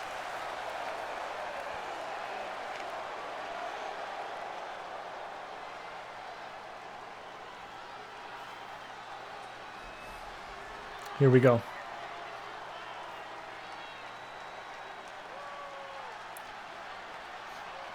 Sasha Banks is a 6-time women's champion in WWE. 5 times on Raw, 1 time on SmackDown. She hopes to make it 7 times tonight. Charlotte, 6 times, like I said, only on SmackDown, 13 times total. We get things underway inside the steel cage. There is no escape.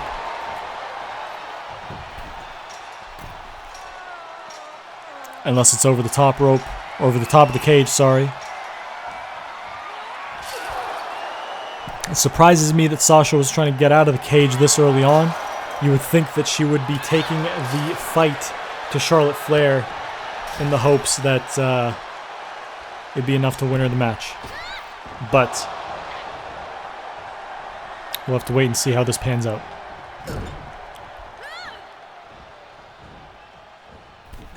There we go. Big Hurricane Rana. Incredible athleticism by the boss, Sasha Banks. Stomping away at Charlotte. Not for long, though. Charlotte gets up, gets out of the way. Boom. Little flapjack action, you could call that, maybe. Charlotte Flair trying to escape the cage now. This is not surprising to me. It is not surprising to me, although I'm supposed to be unbiased, it is not surprising to me that Charlotte Flair is trying to run away in order to win the match instead of winning the match by defeating her opponent properly. It does not surprise me. Like I said, I was surprised that Sasha Banks was trying to escape the cage to win. Maybe it was a bit of mind games to get Charlotte overconfident. Maybe it was a bit of mind games to make Charlotte think, oh, maybe she doesn't want this. Maybe she wants the easy way out. She's scared of me. I'm not going to hold back. And maybe not holding back is what causes her to over-exert herself and give Sasha Banks, that moment she needs to capitalize.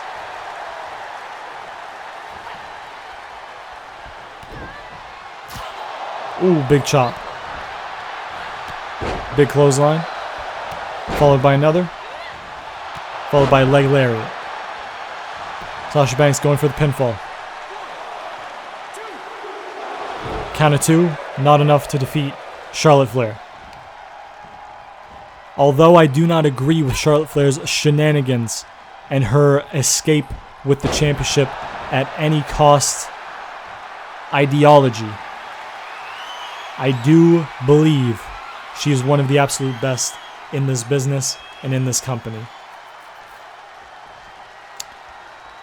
Sasha wanting the door open, it looks like. Charlotte Flair recovers with a big boot. Count of 2. Not enough to put down the boss, Sasha Banks.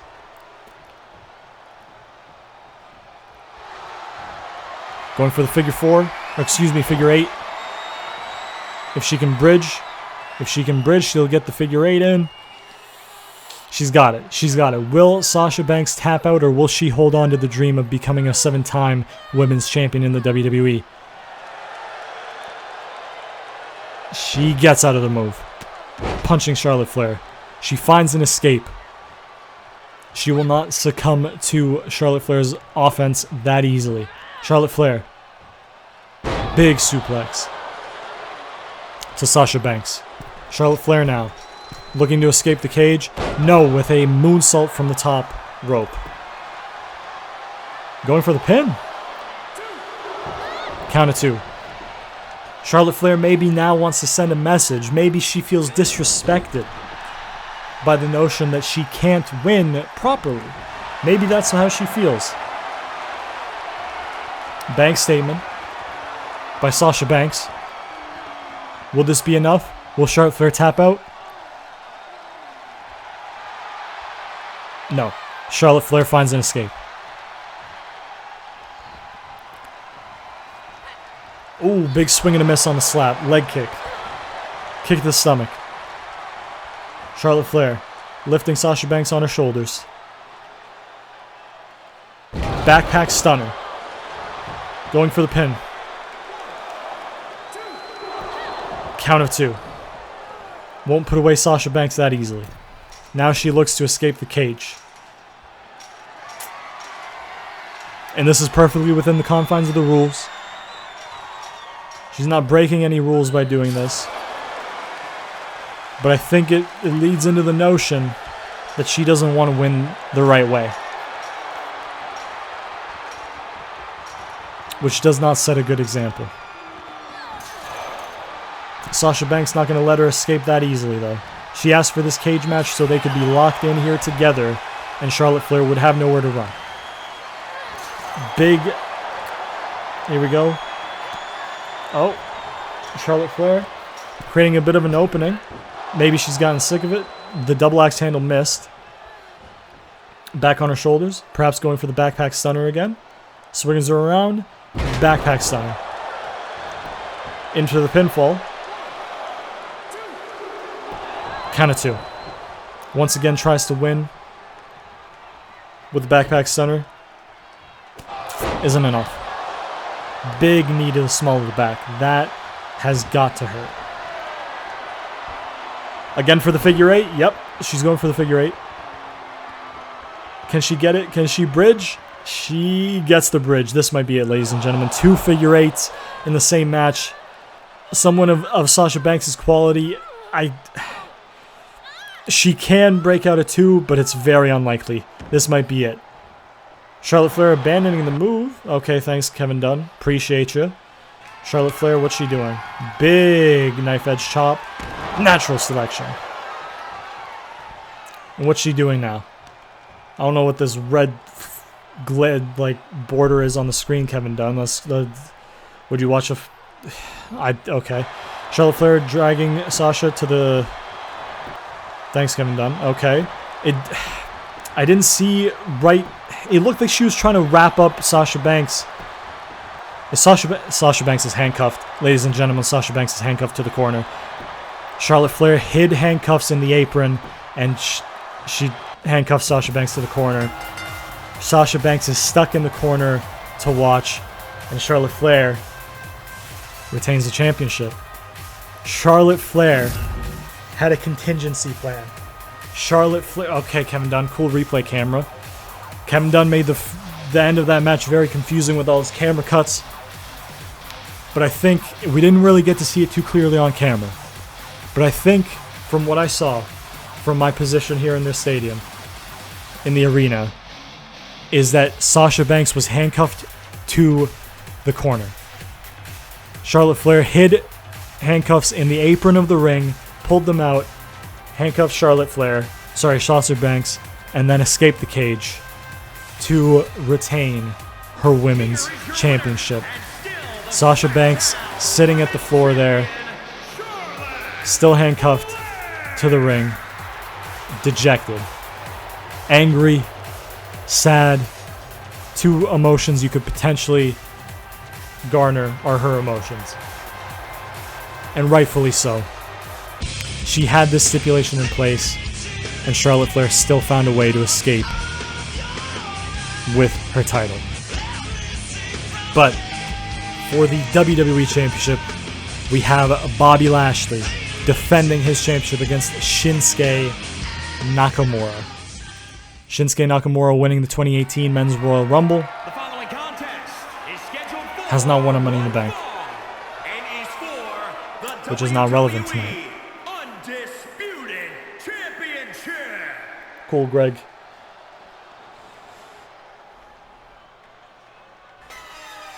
Okay, there he is. The crowd singing in unison.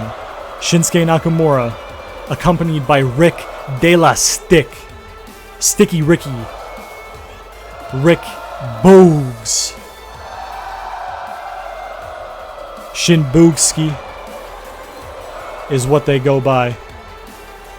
A tandem duo of one of the best wrestlers on the planet, Shinsuke Nakamura, and one of the most promising up-and-coming prospects in Rick Boogs.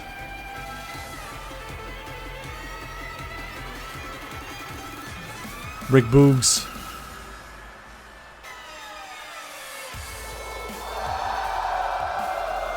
A enjoyer of the mindset.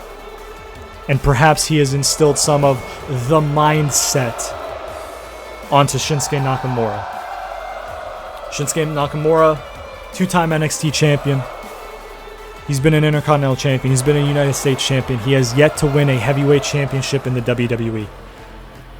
He had a chance when he won the Royal Rumble in 2018 and he faced AJ Styles at WrestleMania. He came up short. He had 2 more chances against AJ and he came up short yet again. He had chances against Jinder Mahal, but he came up short.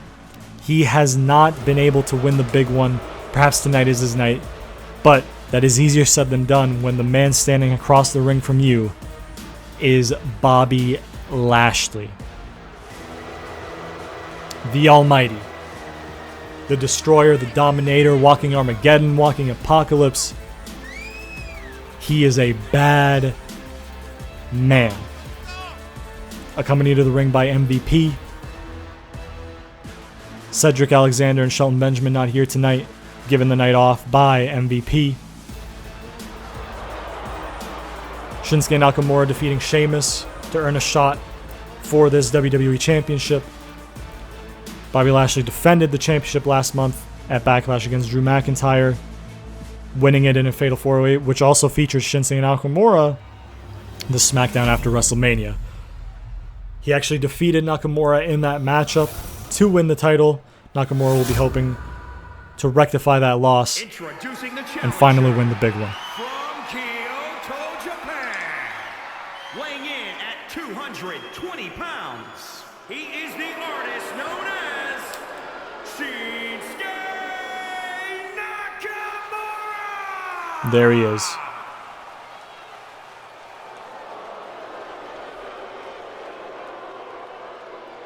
And introducing the champion from Colorado Springs, Colorado, weighing in at 273 pounds. He is the WWE Undisputed Champion, the Almighty Bobby Lashley. There he is, the Almighty, the WWE Champion.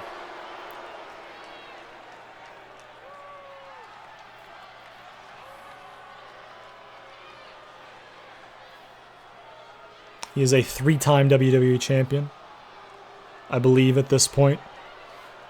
This title reign being his 3rd. And he hopes to make it his longest. Got a little bit of ways to go to do so. But he has all the tools in the tool shed, in the toolbox, whatever you want to say, to make it happen. Big delayed suplex to start off the match. A sign of what's to come potentially. He really wants to get off on a strong start into an armbar. Looking for a submission finish perhaps really early on. We're going to drink some more G Fuel, baby. Got to rehydrate. Coming up to 2 hours on this show. We've got this match and then the main event to come.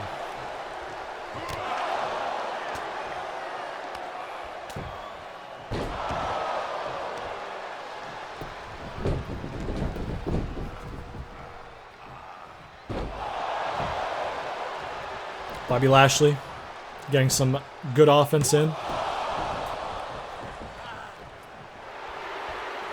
Taunting to the crowd, signifying that that's potentially it this early on. I think that's easier said than done to put away a Shinsuke Nakamura that quickly. Big power bomb by Lashley. That is a bad man. Chiseled like he's made of stone. Moves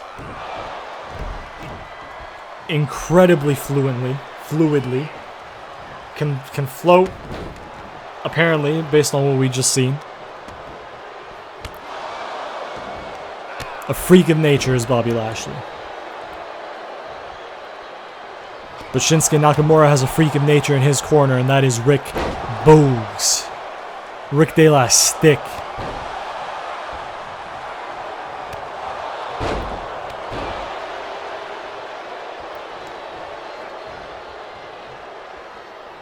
Bobby Lashley.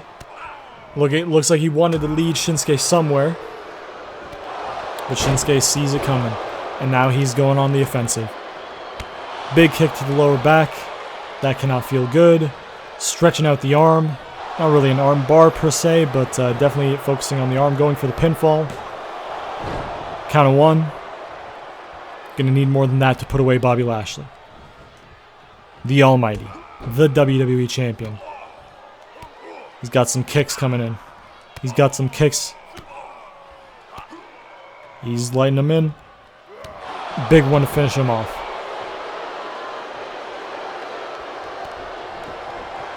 Okay, don't know what happened there, but big spear by Bobby Lashley.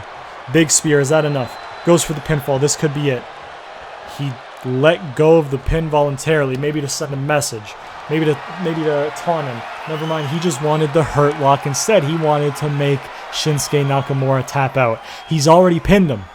He pinned him in the Fatal 4-Way. Shinsuke wants to reverse that loss with a win. Lashley wants to double down with a submission to really set it in stone that he has Shinsuke's number, but that Kinshasa could say differently. Whew. 2 3/4 there. That was close. Shinsuke Nakamura very nearly getting the big one after so many years. Big knee drop from the top rope. He's letting the crowd know that he's looking on their support. He's relying on their support, counting on it. Goes for the pin off that knee drop. 2 count. Not enough. Unloading some kicks. Picking Lashley up. Lashley doesn't have it. Lashley sweeps the leg, picks him up. Going for a Dominator. Shinsuke slips out. Shinsuke slips out. Doesn't. Okay, chair got thrown into the ring by MVP, you would have to assume. Referee. Count of 2. Referee was on his way to get rid of that chair, you'd assume. Oh, Lashley. He was going to slide down there and do some heavy ground and pound, but Shinsuke had it scouted. Shinsuke Nakamura now picking up Bobby Lashley. Going for that kick combination again. He's going to look to finish off with a roundhouse yet again. Is he going to connect? Yes, he does. Goes for the pinfall as well.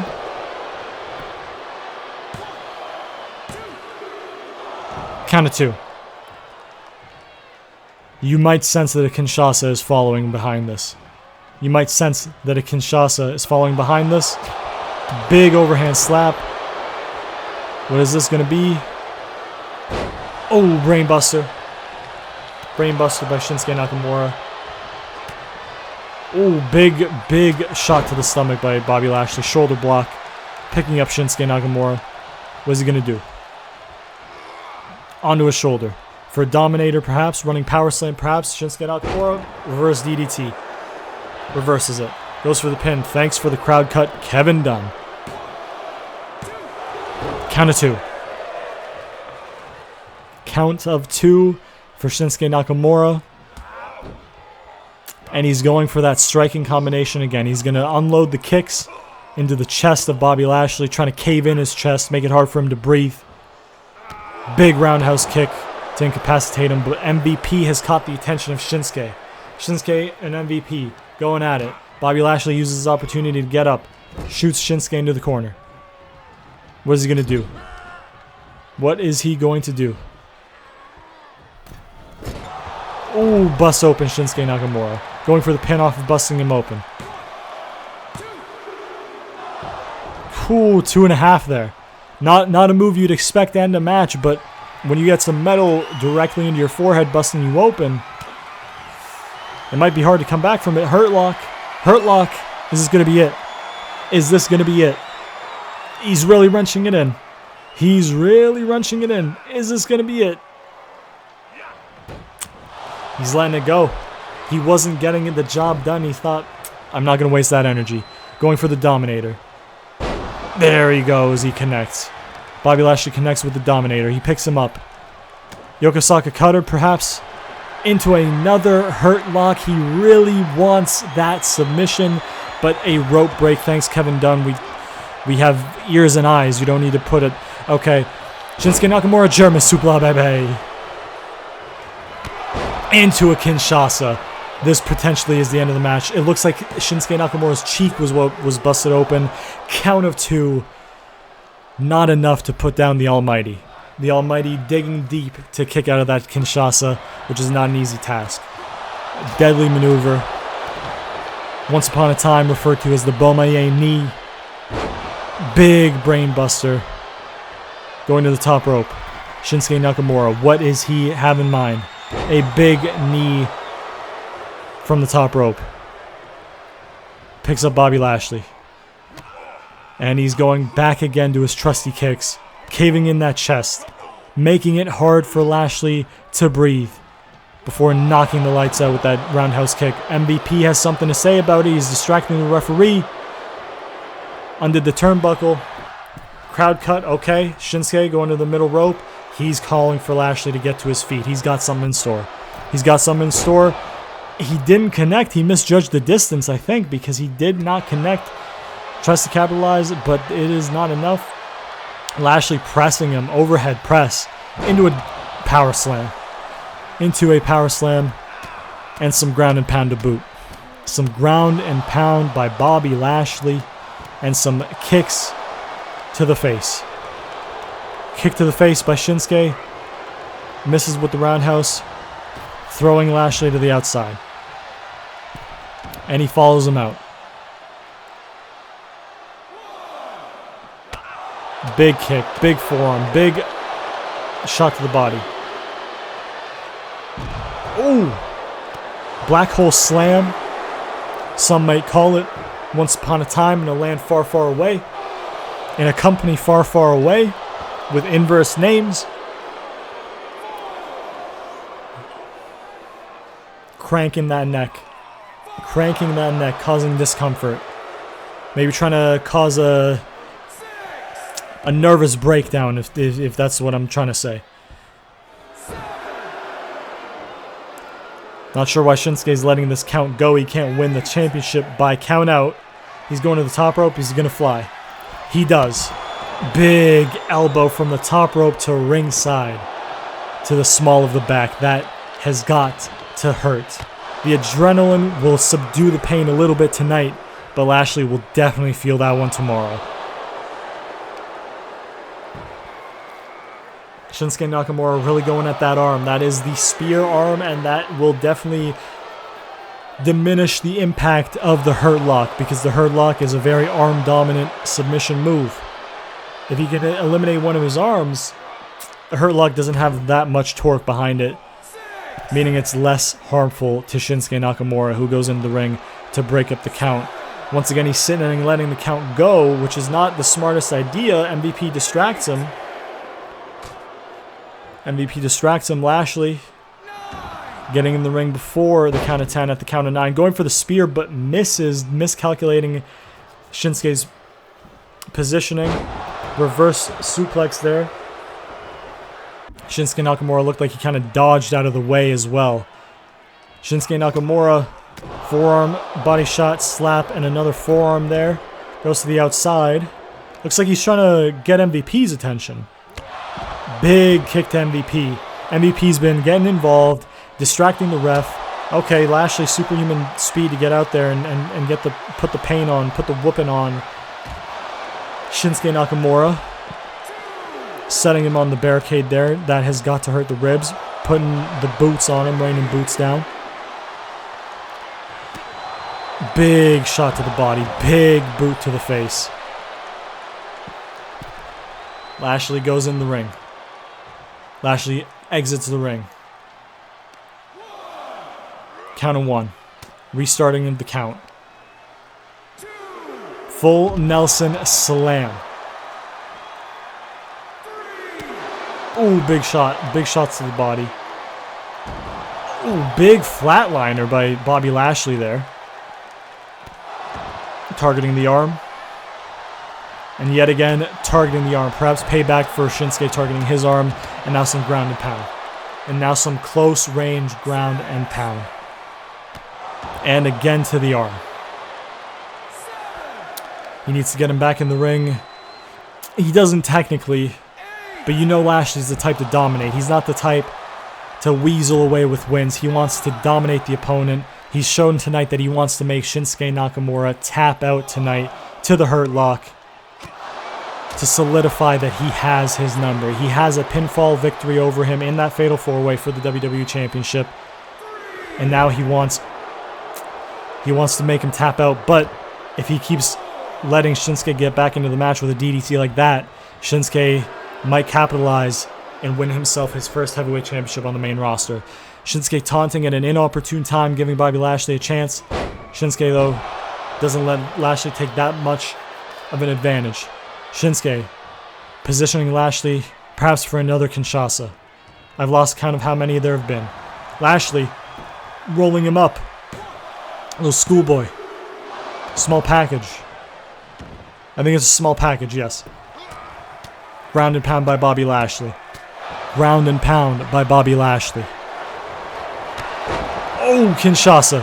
Kinshasa from Shinsuke. Is that enough? Crowd cut yet again. Alright.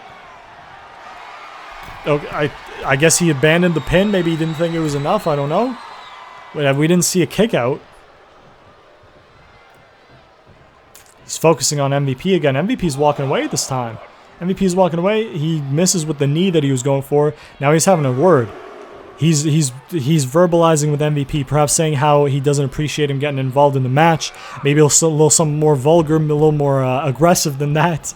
But we'll leave that up to speculation. Bobby Lashley puts him back in the ring. Thanks for the crowd cut into a hurt lock. This is the third time or fourth time he's got the hurt lock in. The fourth time is the charm. Shinsuke Nakamura taps out. The first 2 times, he didn't get a good enough grip on it. Maybe your Shinsuke just had enough left in the tank. The third time was a rope break. The fourth time is the time. Bobby Lashley retains his WWE Championship. He makes Shinsuke Nakamura tap out to the hurt lock after a grueling, back and forth, hard-hitting matchup. Lashley showing his resiliency and his strength, kicking out of, I believe, 3 or 4 Kinshasas. Bobby Lashley getting busted open himself alongside Shinsuke Nakamura. Rick Boogs disappointed. The mindset was not enough. Or perhaps Lashley himself partakes in the mindset and he just had Shinsuke's number tonight. But it is now time for the main event of the evening. 4 women from Raw, 4 women from SmackDown, 3 of them known, 1 of them to be seen, fighting for the women's Money in the Bank. Over to ringside. Who will start us off with the entrances?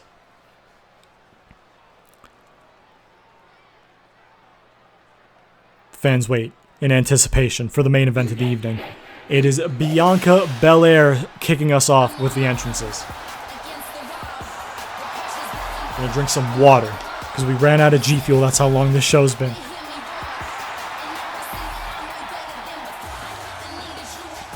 There's Bianca Belair. Won the Raw Women's Championship at WrestleMania against Becky Lynch in an all-time classic. Unfortunately for her, Charlotte Flair cheated to beat her for that championship when she got drafted to SmackDown, unifying the Raw and Women's SmackDown Tag Team Women's Raw and SmackDown Championships into their SmackDown Championship.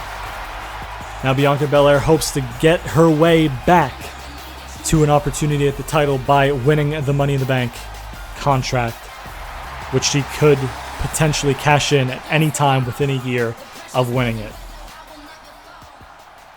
Bianca Belair, 2-time women's champion, 1 time on SmackDown, 1 time on Raw, looking to make it 3 times.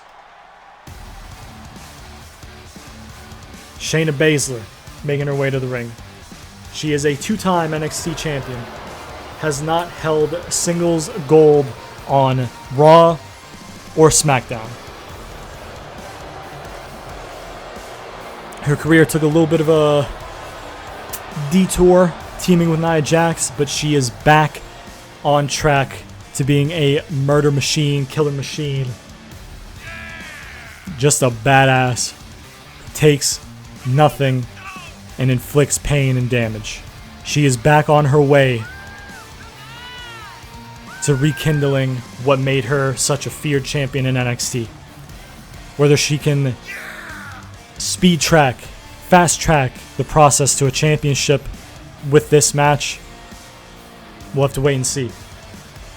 But Shayna Baszler wants that women's championship.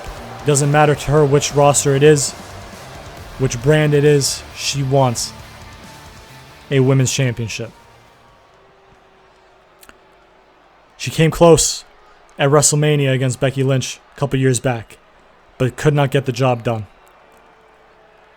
Perhaps with the Money in the Bank briefcase, her second attempt at a championship on the main roster, to my recollection, would go smoother.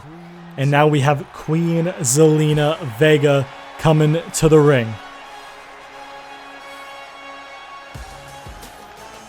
There she is, with her crown to boot. No scepter today. But she comes to the ring.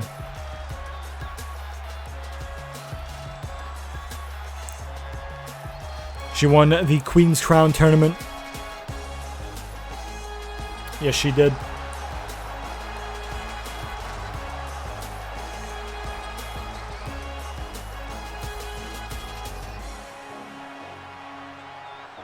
she hopes to win the Money in the Bank tonight.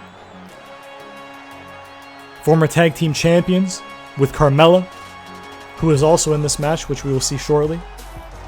Zelina Vega hoping to get some singles success. She has not won a singles championship in the WWE. She has the Queen accolade to her name, but not a championship. She hopes to rectify that, not tonight, but she hopes to put herself on the path to change that tonight. And now we have Liv Morgan, a fan favorite. What a boost to her career a Money in the Bank contract win would be. She's had opportunities in the past for the Women's Championship somewhat recently, before WrestleMania. She hopes to have one at any given time after tonight. And unprofessional as it is, she about to make me act up. Full disclosure. So I think it's safe to say that she's who I'm rooting for in this match.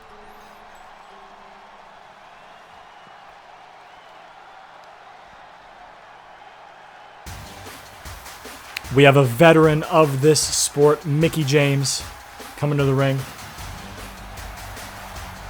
I should probably tell you who these women have defeated to qualify for these matches. Mickie James defeated Lacey Evans to qualify for this match. Liv Morgan defeated Bayley to qualify for this match. Zelina Vega defeated Toni Storm to qualify for this match. Bianca Belair defeated Mia Yim to qualify for this match. Shayna Baszler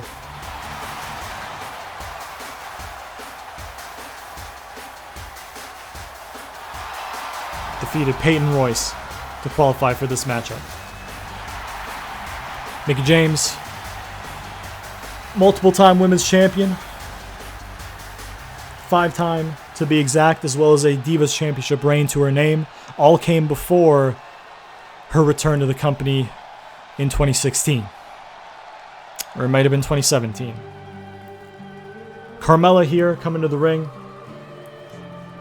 Carmella, the first ever Women's Money in the Bank winner, technically winning it twice, officially winning it once, because the first time was with the help of a little chinless piece of garbage, really. So,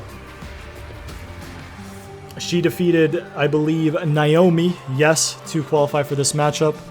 Her attire with money printed on it, perhaps to signify that she feels that she is money. Mella is money, was what she was saying in 2017 when she won the Money in the Bank contract. She cashed that contract in successfully to win the SmackDown Women's Championship. Has not had a SmackDown or Raw Women's Championship reign since. She hopes to change that with a win tonight. Trying to manifest, potentially, her Money in the Bank win with the money-themed attire.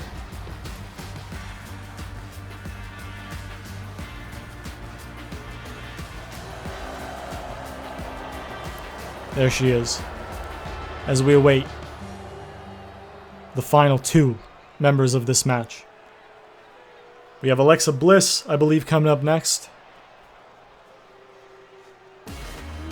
Yes, we do. Alexa Bliss, who defeated Nikki ASH, to qualify for this matchup. Former best friends, former tag team champions. She defeated Nikki ASH to qualify for the Money in the Bank ladder match. Alexa Bliss is a 3-time Raw Women's Champion, 2-time SmackDown Women's Champion, Money in the Bank, Women's Money in the Bank winner of 2018, in which she cashed in on the same night to win the Raw Women's Championship. Maybe if she wins tonight, she'll look to recreate the same night cash-in. But now, who is the mystery member for SmackDown? Who have they signed to their roster? It's Io Shirai. What an incredible acquisition to the SmackDown roster. The NXT Women's Champion, I believe, for over a year. If not over a year, very close to it. One of the best women's wrestlers on the planet. Her contract was coming up in NXT, and it seems that the SmackDown general manager picked up that contract and signed her to a deal on SmackDown, because she is SmackDown's 4th competitor, the mystery competitor tonight. Coming down to the ring. And she's got her sights set on that Money in the Bank briefcase. She wants to strap a rocket to her Ascension. Not the tag team. On her new Raw brand. And what better way to do it? What quicker way to do it? To hotshot your way up the card with a Money in the Bank win. It'll be easier said than done for her to do. There are a lot of talented women in this match. Once again, Liv's making me act up, so I gotta pull for her. But any single one of these women in here have a chance at winning this match. There's some action going on the outside. Alexa Bliss bringing the first ladder in, wasting no time. Okay. Lots of stuff going on here. Lots of stuff going on. Zelina Vega. Queen Zelina. Liv Morgan climbing up. Yes, let's go, Liv. I will be unbiased. I do not care. Liv Morgan. Zelina, don't touch Liv. I'm risking a big fine. Oh, that's a rough landing. I'm risking a rather big fine and potentially my job as a commentator by being this partial to one specific wrestler in this match. But Bo Dallas, I'm coming for your spot, man. That's all I'm saying. Io Shirai not letting Alexa Bliss get the offense, hoisting on her shoulder, hot shots her on the top rope. A ladder is slanted, leaned up against the barrier on the outside. Shayna Baszler at the top of the ladder. Io Shirai powerbombs her off as the ladder collapses under the weight and lands right on Alexa Bliss. Mickie James with Bianca Belair with a big suplex.